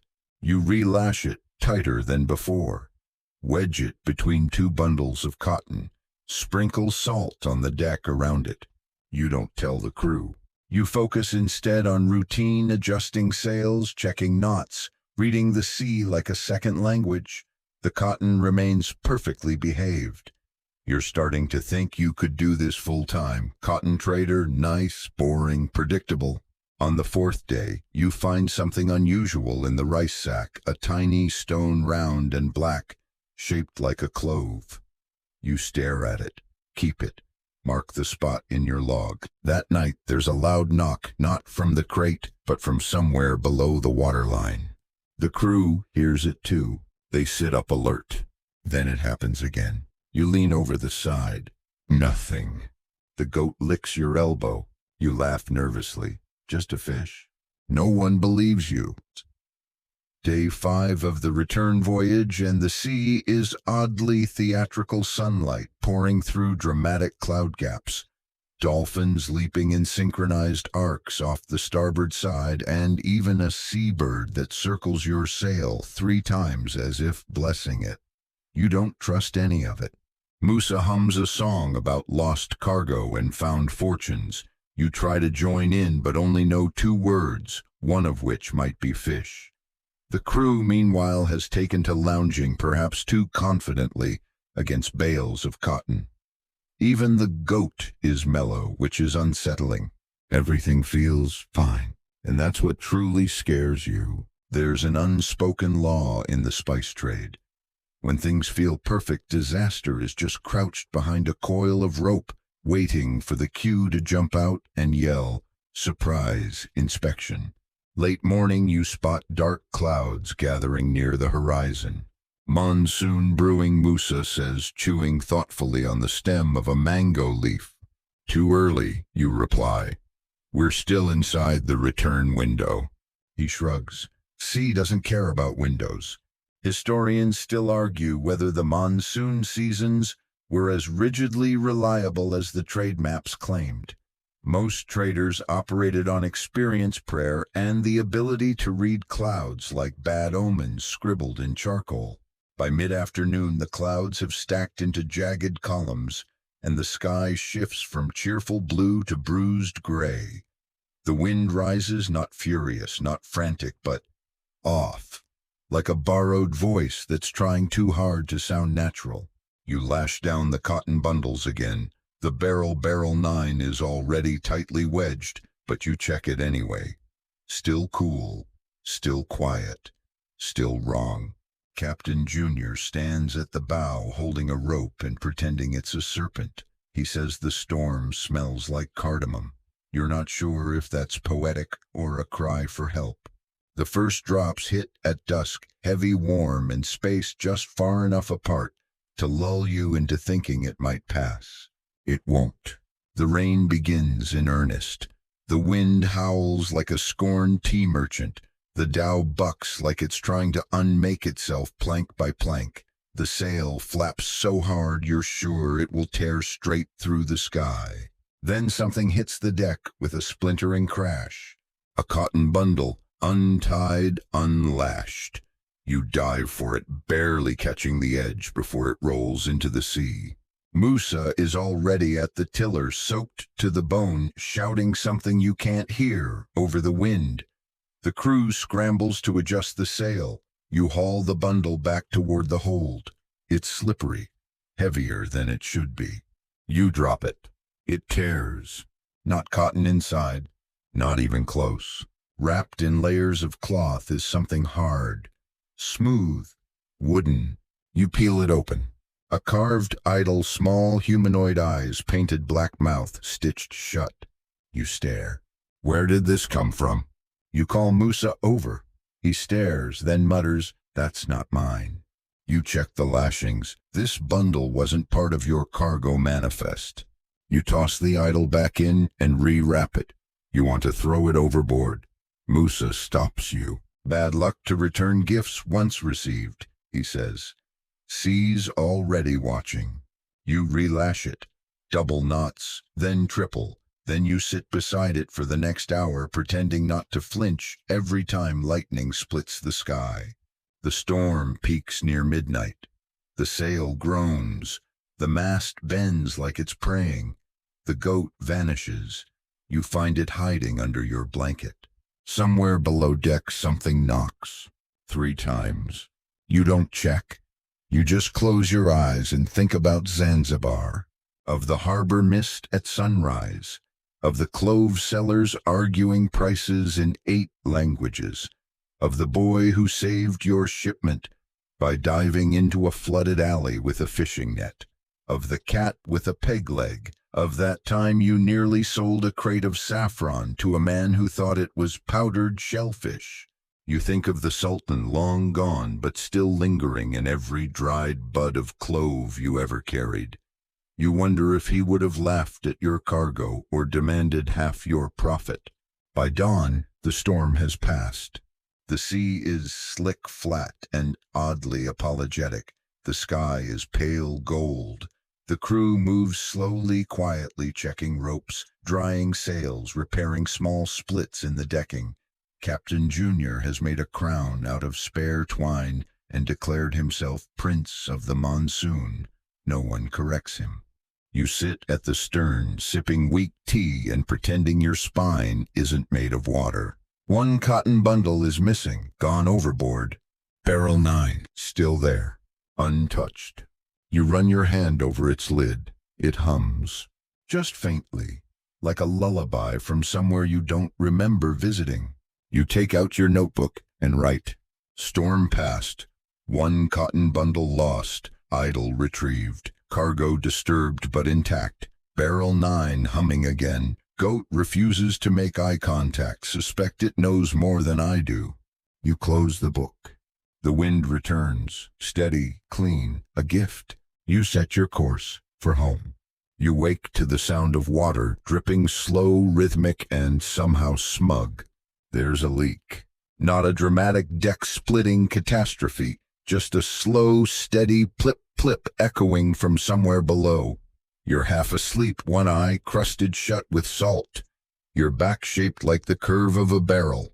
The storm may be over, but its fingerprints are all over the dhow. You climb below deck to investigate. The hold smells like damp rope, clove oil, and mildew. 1 cotton bundle is soaked through. You prod it and it lets out a squelch, so mournful you apologize. Then you find the source, a hairline crack in the hull, just above the waterline, bleeding brine into a shallow puddle under the farthest stack. You patch it the sailor's way, scrap cloth, resin paste, silent prayer. Musa checks your work, nods once, and taps the patch with a bit of incense ash for blessings. You accept this without comment. Then you check the barrels. Barrel 9 has shifted again. It's rotated slightly, like it turned to face the wall. You stare at it for a long moment. Then you say out loud to no one, "No," and you walk away. Above deck, the world is still, but in a good way this time. The sky is soft. The sea wears its calm like a silk robe. You sip tea made from bruised mint and stale rainwater and allow yourself a moment of fragile optimism. Then the fever starts. It hits you around midday, sweat behind the eyes, a sudden chill, the sensation that your bones are humming out of tune. You try to pretend it's just dehydration. It's not. You spend the next few hours wrapped in a spare sailcloth, trembling like a guilty compass needle. The crew tries not to notice. Musa offers you a mysterious gray soup that might be medicine, might be poison. You drink it. The goat licks your forehead. You're too far gone to object. You slip in and out of dreams. In one, you're back in the Zanzibar groves, watching clove trees sprout up overnight, their buds whispering in a language you almost understand. In another, you're sailing alone, the ocean made entirely of cloves, thick and dry, your dhow grinding forward through waves of spice. And then, a voice. Not quite real, not quite imagined. Trade it. You don't know who says it. You wake with a start. It's dark. The boat is quiet. Your fever has broken, leaving your skin sticky and your thoughts clouded. You crawl to the hatch and peer below. Barrel 9 is glowing. Not brightly, not with fire, just a faint, dull luminescence like moonlight filtered through old honey. You blink. It's gone. Just normal wood now, cold, quiet. You tell yourself you imagined it, that the fever cooked your brain just long enough to make you see things. But the goat is watching the barrel too, and blinking slowly, meaningfully. You try to sleep, but the dreams won't let you. You dream of Zanzibar's markets in reverse of cloves, crawling back into buds of trade routes, unwinding like string from a broken kite. You dream of your missing barrel floating somewhere still sealed, still full. You wake with dawn. You're still alive. And you're hungry. A good sign. You eat a bowl of rice that tastes like hope, and the goat doesn't steal it, further proof that your luck has turned. The crew is cheerful again, playing a dice game that seems to involve cheating and mango rinds. Captain Junior wins and demands to be referred to as His Excellency. No one complies. Musa sits beside you and offers a slice of dried guava. You dream, he asks. You nod. He nods too. Good. Means the sea remembered you. Historians still argue whether sea fevers were caused by infection, spiritual imbalance, or bad lentils. Sailors have their own theories, mostly involving clove oil compresses and long, meaningless stories. You write in your log, "Fever struck. No hallucinations worth monetizing. Barrel 9 may have glowed. Goat confirms nothing. Must recheck resin patch. Dreamed of trading backwards. Unclear whether symptom or prophecy." By mid-morning, you spot the first signs of home. A red-sailed dhow on the horizon, a cluster of seabirds circling a reef, and finally, the scent. Not salt, not seaweed, not decay. Cloves. Faint, sweet, pure. You're near Zanzibar. Your heart stutters, not with fear, but relief. You're almost there. You made it back. Zanzibar appears not with trumpets or sunbeams, but with haze. A shimmer of white stone and crooked roofs bleeding slowly into view through the mist. The air smells familiar, like salt cloves and that subtle trace of old fish that somehow never leaves the harbor. You're home. Well, almost. First, you've got to dock. which means threading the dhow through a narrow slot between two larger ships, one overloaded with dates, the other with what appears to be 1,000 clay pots, stacked in such a way that one sneeze could spark an avalanche. Musa takes the tiller. The crew leaps into position. Even the goat looks professionally alert, as if recalling its training in port traffic avoidance. You shout instructions, wave at a boy on the dock who might remember you, and brace as the hull scrapes just a kiss against a hanging tire used as a bumper. Docked, not clean, but not catastrophic. You step off the dhow and immediately trip over a coil of rope. Welcome home. A small crowd gathers, as it always does when a vessel returns. Traders sniff the wind, porters shout for work, and a pickpocket hugs you warmly before realizing you have nothing left to steal. A familiar merchant waves at you with an ink-stained hand. That's Salim, the scribe poet from Section 1, still here, still pretending not to write romantic verse about cardamom. You file your return manifest with the port office. The clerk stares at the document as if it's written in tree bark, which in fairness one of the pages kind of is. She stamps it anyway. You're too tired to ask if that's legal. And now it's time to unload. Not spices this time, but cotton. The dock hands are delighted. No sneezing, no arguments over cent grade. Just clean, dry bales they can throw around like overgrown pillows. One of them tries to hoist barrel 9. He stops, looks at you. You sure this is cotton? You nod. Very old cotton, heavy cotton, royal cotton. He shrugs, gets help, and they roll it down the gangplank. You follow it like a bodyguard trailing a VIP with a grudge. Historians still argue whether returning cargo was more profitable than outbound shipments. Some say the real value of a merchant's voyage lay in survival, not silver. Today, you agree. Your warehouse. Well, the warehouse you rent half of is in a shaded alley, 3 turns off the main spice market. Its door is warped, its lock stolen twice, and the roof leaks during optimistic rainfall. You love it more than any palace. You guide your crew into the gloom. Cotton bales stacked, inventories taken, everything goes smoothly, until you turn to the ledger and notice something off. There are now 14 bales. You only bought 13? You check again. 14. And right there in the middle of the stack is one you don't remember. It's tied differently. Jute cords in a triple knot style you didn't use. The ink stamp is missing. You touch it dry. Fine. Normal. You unroll the corner. Inside cloves. Not many, just enough to smell. And one piece of paper. Folded, tucked inside the cloth. You open it carefully. Scrawled in charcoal shaky script, just 2 words. You owe.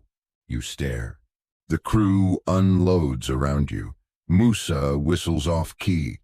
The goat climbs onto a bale and declares himself king of the cotton pile. You pocket the note. Say nothing. You move barrel 9 into the far corner, stack cloth over it, and mark it, fragile, do not inspect. A traditional Zanzibar label meaning don't ask me about this barrel, unless you want your next lunch to come with a curse. That evening you return to the docks. Sit on the old coral wall. Watch the sun vanish behind the sails, the smoke, and the history. Children play with a hoop made from old barrel bands. A fisherman mends a net while humming something from your fever dream.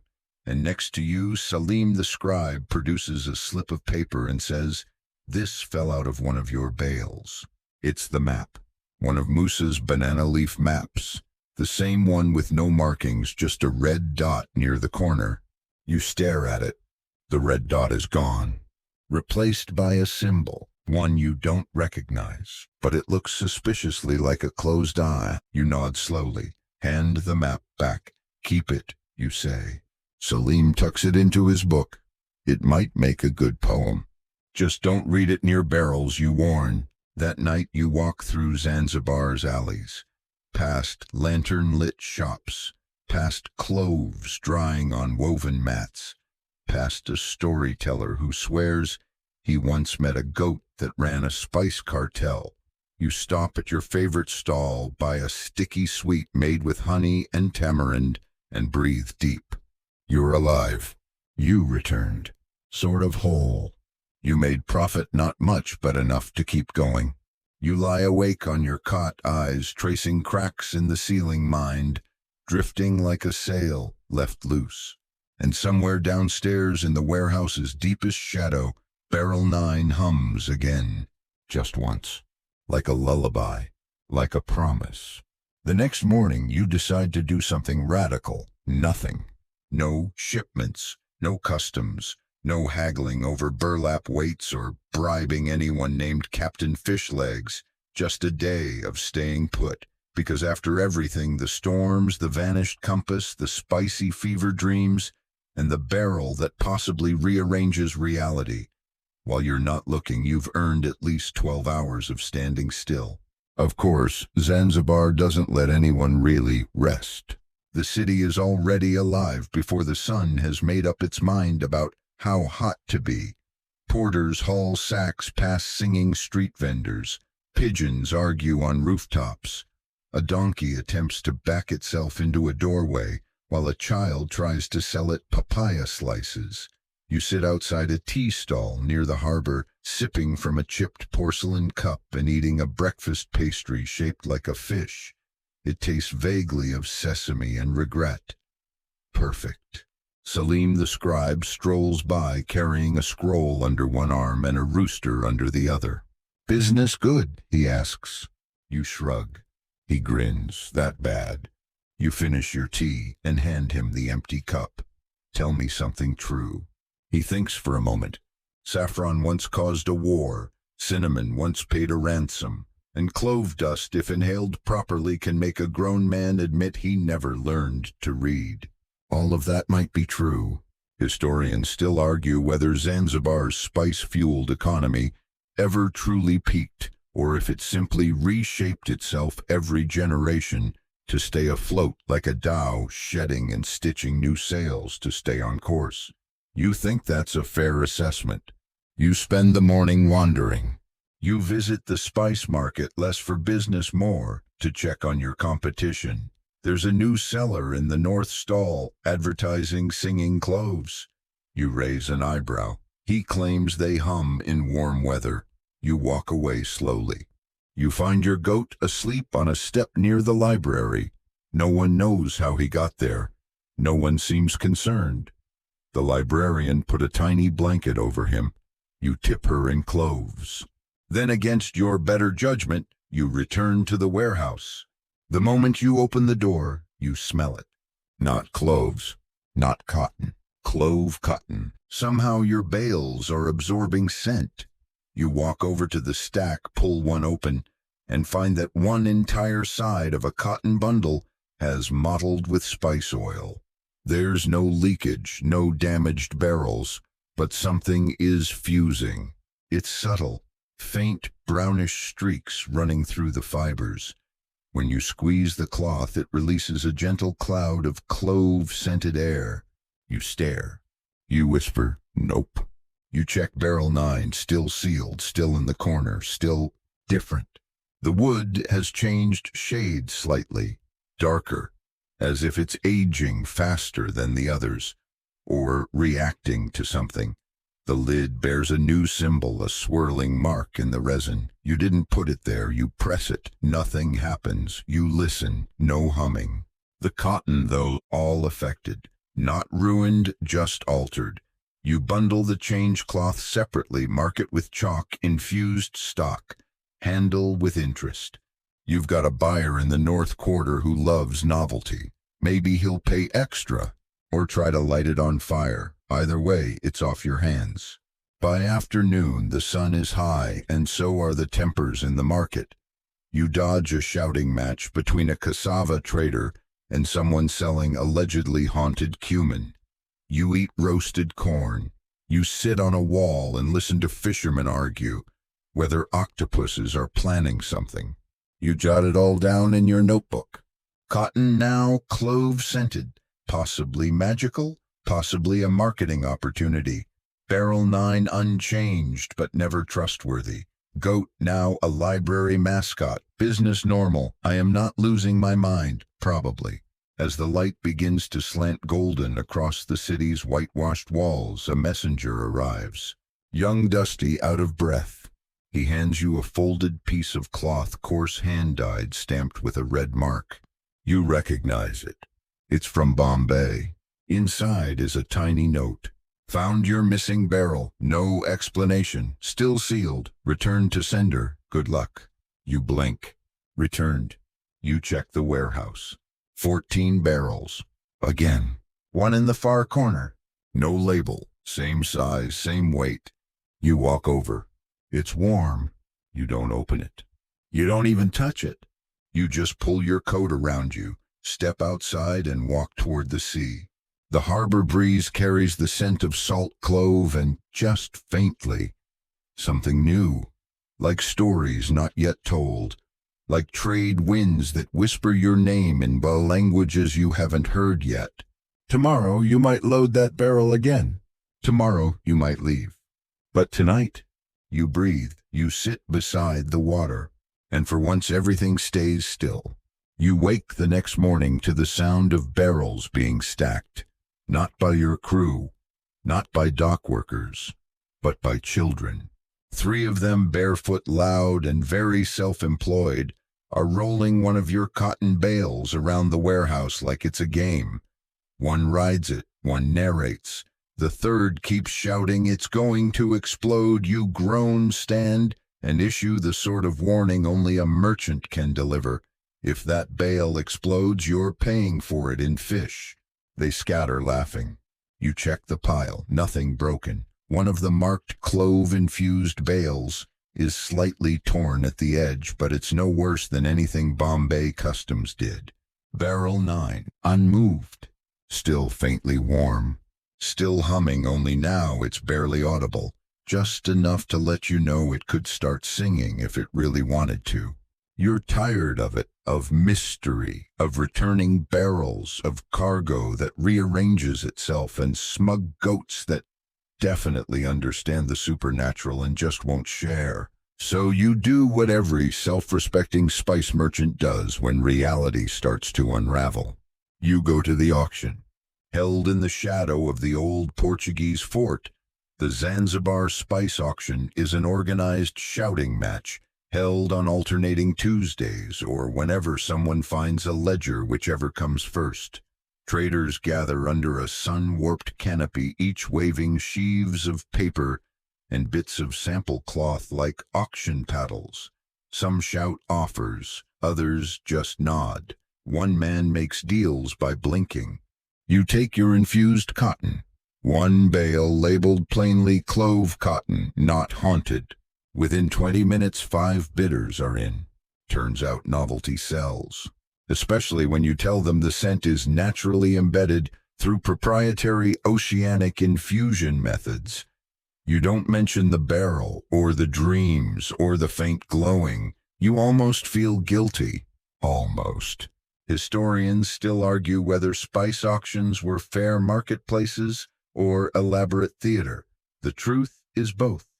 There's performance in every price, drama in every discount.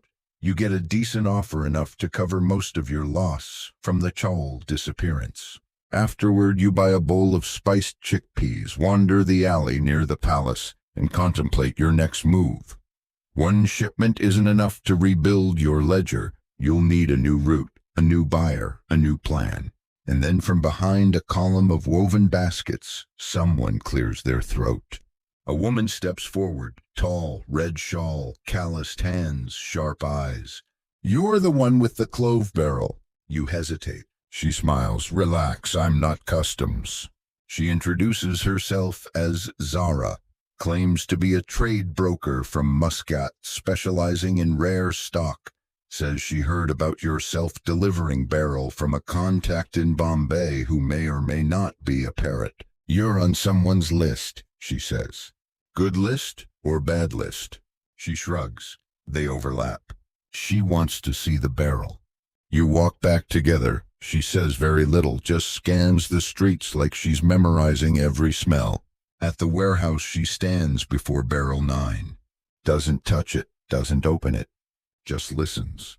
Then she says, "It's not the barrel." You blink. "It's you," she clarifies. "This happens sometimes. You carry something for so long it starts carrying you. The sea sees that."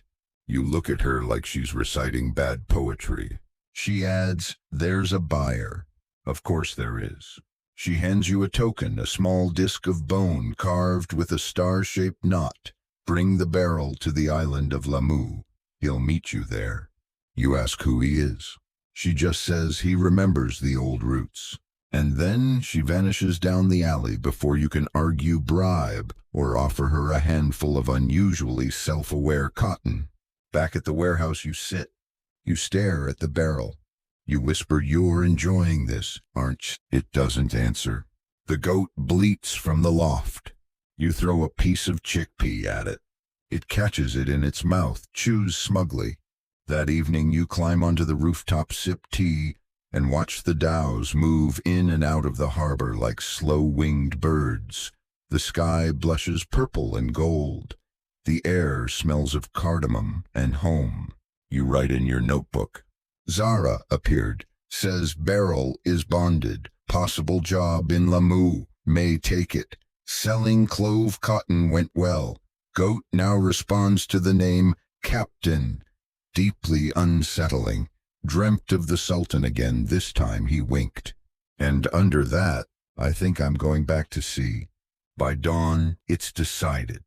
You're going to Lamu. Not because you trust the mysterious broker with the bone token, not because you believe the he who remembers old roots will hand you a sack of gold and a thank you note. No, you're going because, frankly, you can't not. The barrel's still humming, the goat is wearing your best headscarf, and for the third night in a row you dreamed about sailing backward while your younger self lectured you on trade margins. It's time.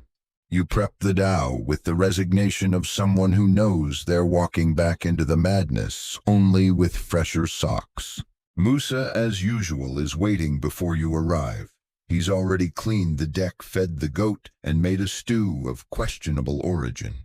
"Back out again?" he asks. You nod. "Lamu." He raises an eyebrow. "For the barrel?" "For the answers," you say. He stirs the pot. "Answers cost more than cargo. Your manifest is minimal. You're not doing this for trade, at least not traditional trade. Just the one barrel, your gear, a handful of cloves for bribes or bartering, and a packet of dried guava strips. Because hope isn't a strategy, but snacks are. Historians still argue whether the spice traders of Zanzibar were adventurers or stubborn fools. In this case, they were probably both. You lash barrel 9 tightly against the stern. The goat lies beside it as if guarding a royal tomb. You try to shoo him away. He glares and stays. The wind is in your favor, oddly compliant for once. The dhow glides out into open water with the ease of something that's done this 100 times before, which it has. And so have you. The journey north is peaceful, too peaceful. No storms, no pirates, no glowing crates or vanishing compasses, just soft waves and the distant cries of seabirds who haven't learned how to be ominous yet. You keep a weather eye on the barrel. It doesn't knock, doesn't shift. It's behaving, which somehow is worse. At night you sit beside it, lantern flickering, reading old notes, your shipping logs, old maps, doodles of angry fish and half-baked slogans like cloves because pepper is overrated, and a scribble you don't remember writing. The cargo becomes the captain. You blink. Musa leans over. "You okay?" You show him the page. He nods. "Sounds about right." Day 2 brings you past the Tonga coastline where coral cliffs lean into the ocean and fishing boats appear and vanish like ghosts in the mist. You see a dhow anchored far off the reef, painted entirely in black. Its sail is down. No movement. You steer wide. You ask Musa. Think that's the buyer. He spits over the side. If it is, charge extra. On day 3, you reach the channel that curls toward Lamu. The wind pushes you along like a whispered invitation. Lamu town rises slowly on the horizon, its coral stone buildings glowing amber in the slanted sun. Minarets pierce the skyline. Wooden dhows cluster along the piers, each one breathing salt and history. You dock without trouble. The harbor master gives your manifest a cursory glance, then waves you on when you hand him a single clove wrapped in banana leaf. Old school charm. You find Zara waiting. She stands under the arch of the customs house, not smiling, not frowning, just existing like someone who's always 10 steps ahead. He's ready, she says. You ask, who is he exactly? She shrugs. Some call him the archivist, others the map eater. Just don't ask for a receipt. You follow her through narrow alleys, past carved doors, and rooftops crowded with cats. Finally, you arrive at a courtyard shaded by a banyan tree, older than the idea of paperwork. There, seated cross-legged, is an old man wrapped in layers of cloth that look like they were stitched from lost treaties. He doesn't speak, just gestures to the barrel. You roll it forward. He lays one hand on the wood, then closes his eyes. Minutes pass. Finally, he speaks, voice like papyrus rubbed on stone. This has traveled too far to go back empty. You ask, what is it? He opens the barrel. Inside, cloves. Just cloves. But wrong. They're darker, shinier, and the scent sweet, sharp, ancient, like they were dried under a sun no longer in the sky. He pulls out a small pouch, fills it, hands it to Zara. She tucks it away, then passes you a bag. Heavy. Inside coin, not local, not current. Gold stamped with a symbol you've only seen on banished maps. You stare. Who's buying these? The archivist only says people who remember. Then he smiles, almost mischievous. You've got more where this came from. You nod slowly. You do. Back at the dhow, the goat is curled on the deck, snoring like someone who's already brokered the next deal in a dream. You look at barrel 9, still open, still fragrant. You seal it again, and you know deep in your trader's bones, this isn't the end of a journey. It's just the rare moment between shipments. You return to Zanzibar a little richer, a little wiser, and completely unable to explain how. The gold you received in Lamu weighs heavy in your pouch, and heavier still in your mind. No one at the docks asks where it came from. No one ever asks the returning merchant too many questions. But people notice. Salim the scribe sees you walking past his stall and raises an eyebrow so high it could file for altitude pay. You smell like old coin and dangerous luck, he says. Either you got robbed in reverse, or you finally opened that barrel. You don't answer. You just toss him a silver clove-shaped charm you found inside the archivist's courtyard. He inspects it, whistles.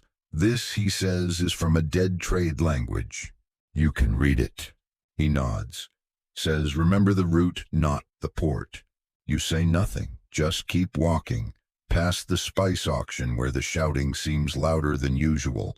Past your old cotton buyer who waves cheerfully and mouths, more haunted cloth soon. You pretend not to understand. You head to the warehouse, unlock the door, and step into the cool, fragrant dark. Your remaining barrels are stacked as you left them, neat, silent, except one. Barrel 9 is cracked open just slightly like a mouth about to whisper. You pause. You approach. Inside still cloves. But resting on top now is a map. Hand-drawn, inked in brown, faded around the edges.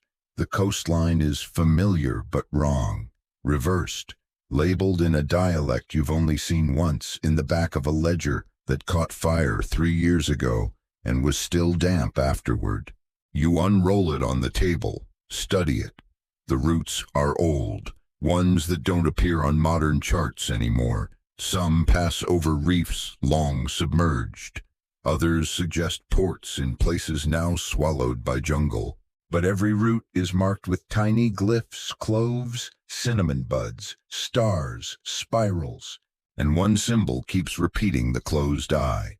You run your fingers over it. It pulses with something like memory. There's a knock at the door. You jump. It's Musa holding 2 cups of spiced tea and a sack that smells like guava. "You look like someone just met a ghost," he says. "Worse," you mutter. "I met a business opportunity." He hands you a cup. You drink in silence. Then he says, "So, we going out again?" You look around the warehouse. You've got 5 barrels left. 2 of cloves, 1 of ginger, 1 with a cracked lid you've been afraid to check since last September, and the final one, barrel 9, still somehow heavier than the sum of its contents. You nod. "We're going." "Where?" You hold up the map. He stares at it. "That's a river. Eventually." He grins. "I'll tell the goat." As dusk falls over Zanzibar, you prepare again. No manifest this time, no set route, just what the map suggests and what your gut accepts. You pack incense, dried mango, a new set of ropes, and 3 extra candles because nothing ruins a spiritual trade negotiation like darkness and bad lighting. And of course, you load the barrel. This time it doesn't resist. At night, you walk the docks.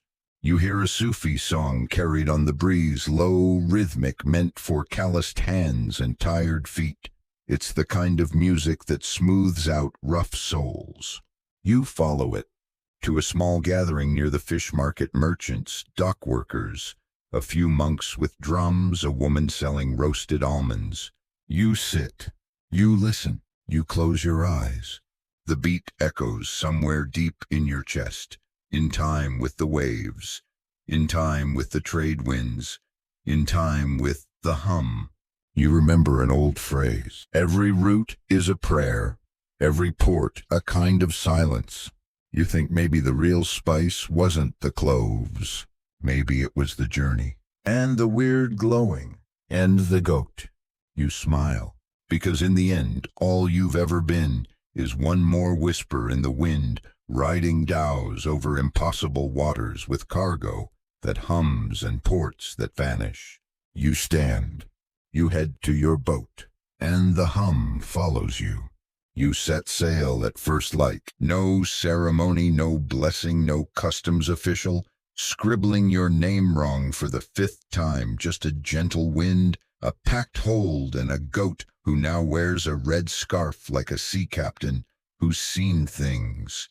Musa hums at the tiller, staring toward the horizon with the faint smile of a man who's either at peace or slowly losing the thread between dreams and reality. Possibly both. The map, the new one, the one from the barrel, is pinned against the mast with a rusted nail and a mango pit. You squint at it every few hours, trying to decide whether the line you're following is a trade route or a spiral into madness. Either way, it points northeast, past Pemba, past familiar waters, into, well, something. The sea is calm, too calm. You pass other dhows, small ones mostly. None hail you, none wave. One flies a flag you don't recognize, white with a single black spiral. Musa sees it, taps his pipe on the rail, and says, "Collectors." You don't ask. Historians still argue whether maritime collectors were real rogue archivists who sailed in search of vanished ports, forgotten spices, lost languages. Some say they paid in secrets. Some say they paid in coin so old it had to be melted and recast just to be accepted again. By the second day, the air feels thicker, not hot, just dense, like the sky is watching. The map has changed slightly. You're sure of it. A line has darkened. A tiny island has appeared where there wasn't one before. You point this out to Musa. He shrugs. Maps do that. You don't sleep well that night. The sea rocks you gently, but your dreams are jagged. You see cloves blooming underwater, hear voices in dialects you don't speak. Watch yourself writing trade agreements on scrolls that burst into flame when you sign your name. You wake up to rain, warm, scented. Rain that smells like cinnamon. Not sweet cinnamon, barky, dry like old spice racks in market stalls. The crew, what's left of it, is silent. 3 of the boys jumped ship back in Pemba. One said he had to return for family business. Another just stared at Barrel 9 for too long and started shouting the names of old winds until he went hoarse. You didn't stop them. Now it's just you, Musa, Captain Goat, and the cargo. And the route. The map now glows faintly at night. No one talks about it. Musa uses it to light his pipe. By the 4th day you arrive at a port that isn't on any map, yours or otherwise. The shoreline is carved stone, half swallowed by jungle. Statues of merchant gods lean crookedly into the tide. The docks are rotted, but still stand held together by vines and possibly memory. There's no town, no smoke, no sign of life, except the market stalls. They're all intact, dozens of them, covered in cloth, set with empty bowls, faded scales, ropes coiled neatly, as if someone expects the trade to begin again any moment. You anchor the dhow. You step onto the dock. The wood creaks but holds. No birds, no wind. Just you, the hum of the barrel and the ghost of commerce. You wander the stalls, find names etched into stone tables in 5 scripts. Some you recognize, some make your skin crawl just looking at them. One stall holds only spoons, another a pile of keys, none labeled, all rustless. And then the spice stall. It looks like it was abandoned 10 minutes ago. You lean in, smell clove. Clove from your barrel. You turn back to the boat. Barrel 9 is gone. It's sitting on the stall now. Lid open. Inside the cloves pulse faintly. Not like light, not like heat, more like breathing. You don't run, you don't shout. You sit. And a figure emerges. From where you can't say, just there now. Tall, robed, a mask made of bark etched with the same spiral as the map. They say nothing. They place something on the stall. It's a stone. No, wait. A seed. Obsidian black, shaped like a clove but heavy as a coin. You understand. The trade has begun. You reach into your satchel, pull out your notebook, tear out a page. Write in return safe passage. No questions.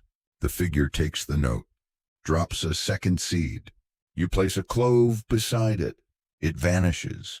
You place a silver coin, a goat hair, a smear of guava jelly. Each time the figure answers.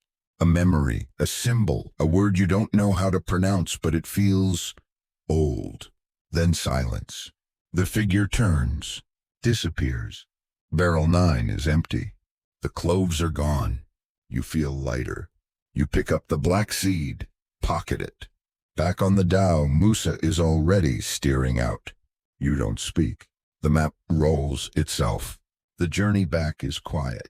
No strange winds, no humming barrels, no mystery crates. Just open sea, soft waves, and a kind of hush that feels earned. You sit near the mast, the black clove seed still in your pocket, warm against your leg like a hidden ember.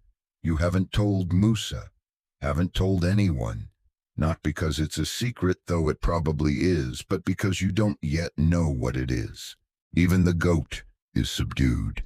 He naps with his head against a coil of rope, occasionally twitching like he's dreaming of ancient markets, or perhaps headbutting a customs officer. Musa watches the horizon with the expression of a man who's seen enough to stop being surprised. He lights his pipe, sips tea made from storm water and fennel, and hums something low and slow, something that matches the sea's rhythm. You ask, have you ever been to that port before? He takes a long draw from his pipe. Not recently. You don't push.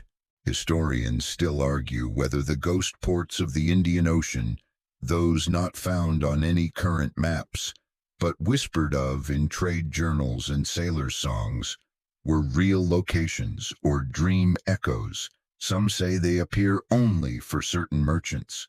Others claim they're always there, just hidden in plain tide. The map you used is gone now. Not missing, just blank. You checked that morning, unrolled the banana leaf scroll, only to find nothing but a soft parchment hue and one faint spiral in the bottom corner like a watermark. You've tucked it away. It doesn't feel right to throw it out.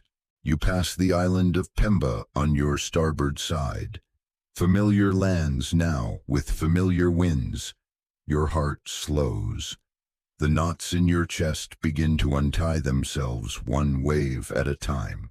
The barrel space remains empty, but the dhow feels no lighter. You keep reaching for your satchel without thinking, half expecting to hear that low hum again, like someone whispering secrets through cedarwood. Instead, you find yourself holding the black seed. No label, no weight shift, just the certainty that it means something. Back in Zanzibar, the harbor welcomes you like a cat tolerating your return. Fishermen wave. A young boy tries to sell you starfish jam. A man in official robes hands you a re-entry form that you've seen 1,000 times and never once read fully. You dock gently. No scraping this time, no shouting, just the dull clunk of a rope knotting a journey closed. The crew disembarks. Musa follows you off last, carrying his pipe and a mango the size of your head. Going to rest, he asks. You think, shake your head. No, got one more thing to do. You make your way to the market, not the main one, the back one, the narrow lanes, the alley with the crooked awning and the rusted scale, the old merchant who sells things no one remembers, needing empty vials, keys without doors, glass shards labeled unfinished lenses. He eyes the black seed, says nothing, just gestures to the small corner stall with the velvet cloth and the sign that reads, "Items of ambiguous value." You set the seed down. Trade, you ask. He shrugs. Only if you're done with it. You hesitate. You're not done. Not really. But maybe it's done with you. He pushes forward a box. Small square wrapped in wax paper. Inside a compass. Old brass. The needle doesn't point north. It spins, then stops, slowly pointing behind you. You take it. Leave the seed. The merchant nods. You return to the dhow. Musa looks at the compass, broken. You shake your head, recalibrated. You sit at the bow, compass in hand, and watch the needle twitch, spin, settle, spin again.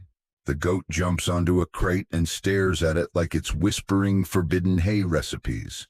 And you smile, because now you know. You're not done sailing. You're not done trading. And you're definitely not done with whatever route comes next. Because sometimes you don't need to know where you're going, only why. And that barrel, whatever it was, taught you that. You give yourself one day to pretend to be landbound again, one day of solid floors, roofed buildings, and market gossip, spoken in voices that don't echo off waves. You sleep late by sailors' standards, which means just past sunrise. You stretch on your cot, inhale deeply, and marvel at the stillness of not moving. It's intolerable. By midday, you're back at the docks chewing on roasted maize and trying not to look too eager as you inspect your dhow. The sail's intact, the hull has held, even the patch from the chol leak is still in place, sealed with resin and stubbornness. The goat bleats softly from the bow, clearly disapproving of your brief flirtation with domesticity. Musa appears with 2 bags of dried bread, a new pipe carved from driftwood, and a rumor. They say someone's opened a new route past the Comoros, he says. Unmapped, too deep for reefs, too old for stars. You nod slowly. You thinking what I'm thinking? He smirks. We restocked already. You check the hold. 4 barrels of cloves, 2 of ginger, 1 of cardamom that smells stronger than its weight should allow. And then, of course, 1 final barrel unmarked. You didn't load it. You ask the dockhand. He shrugs. It was just there. Thought it was yours. You touch the lid. Warm. Inside, nothing. Or rather empty space so precisely shaped, it feels occupied by memory. You don't open it again. You just nod. Later that evening, you walk the alleyways of Zanzibar's old town. You pass Salim the scribe, who's now selling poems written on dried orange peels. One reads, "The sea forgets slowly." You buy it without hesitation. You stop by your favorite tea stall. The vendor doesn't ask where you've been. She just pours the cup, sweetens it with honey, and nods. Still trading. Always. There's a fringe belief among Zanzibari merchants that once the sea learns your name, it never forgets. That it carves your route into its own memory. That it calls you back not for your cargo, but for your willingness to carry it. You believe that now. Back at the docks, you find Captain Junior waiting taller now with a new scarf and a confidence that suggests he thinks he might be in charge. You let him. The compass from the items of ambiguous value shop still spins unpredictably. But now, instead of resisting it, you let it lead. You hold it loosely. You listen to it like you would a wise fool. Because that's what trade really is, isn't it? A long conversation between you and something much older, stranger, and more stubborn than you'll ever be. You record one last line in your ledger. Barrel gone, compass broken, goat undeterred, sea waiting. Then you close the book. And don't open it again. The wind picks up. Your crew climbs aboard. The dhow creaks with anticipation, not fatigue. You cast off with no fanfare, no farewells, just movement. Behind you, Zanzibar fades into clove-scented twilight. Ahead, the sea opens its arms once more.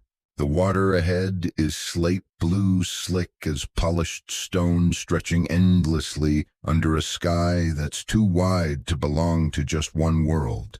You lean into the wind, hands resting on the tiller, eyes tracking the darting shapes of flying fish that briefly defy the laws of both water and sky.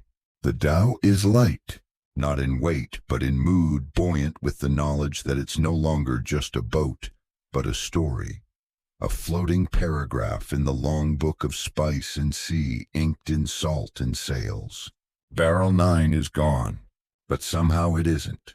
In its place sits a new crate, smaller, heavier than it looks, wrapped in waxed cloth and sealed with resin shaped like a spiral. You haven't opened it. You won't, not yet. It's not time. But you know deep down that when you do, you won't be the same after.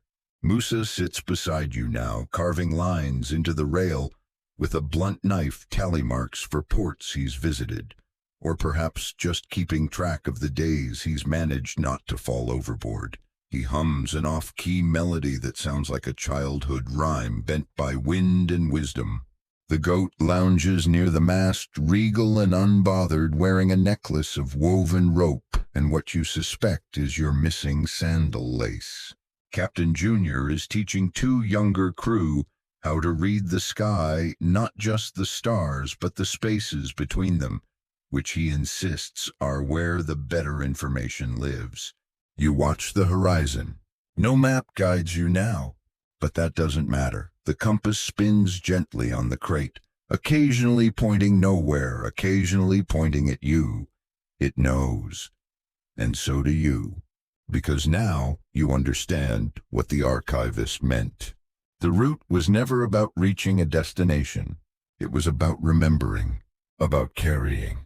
Not just spices, but stories, fragments, old names, new truths. Historians still argue whether Zanzibar's spice merchants truly believed in the sentience of their cargo in barrels that traveled by will and lizards that whispered contracts and maps that redrew themselves based on trust alone. You do. Because you were there. You held the barrel that hummed. You traded cloves, older than memory. You accepted a coin from a place no longer on maps. You came back. And now you're going again. Because the sea doesn't let you leave. Not really. It just lets you rest between sentences. And now as your dhow moves further from shore, the world begins to slow. The sail flutters gently in the night breeze, its canvas rhythm matching the steady rise and fall of the tide. The sky deepens into indigo stars, emerging one by one like old friends returning to keep watch. You settle into the soft weight of the moment, body wrapped in warmth, heart quiet, mind drifting. The voices of the crew fade to murmurs, then to silence. Only the creak of wood and the hush of water remain. Even the compass slows its spin. Your eyes grow heavy. Your breath deepens. Your thoughts loosen like knots in damp rope.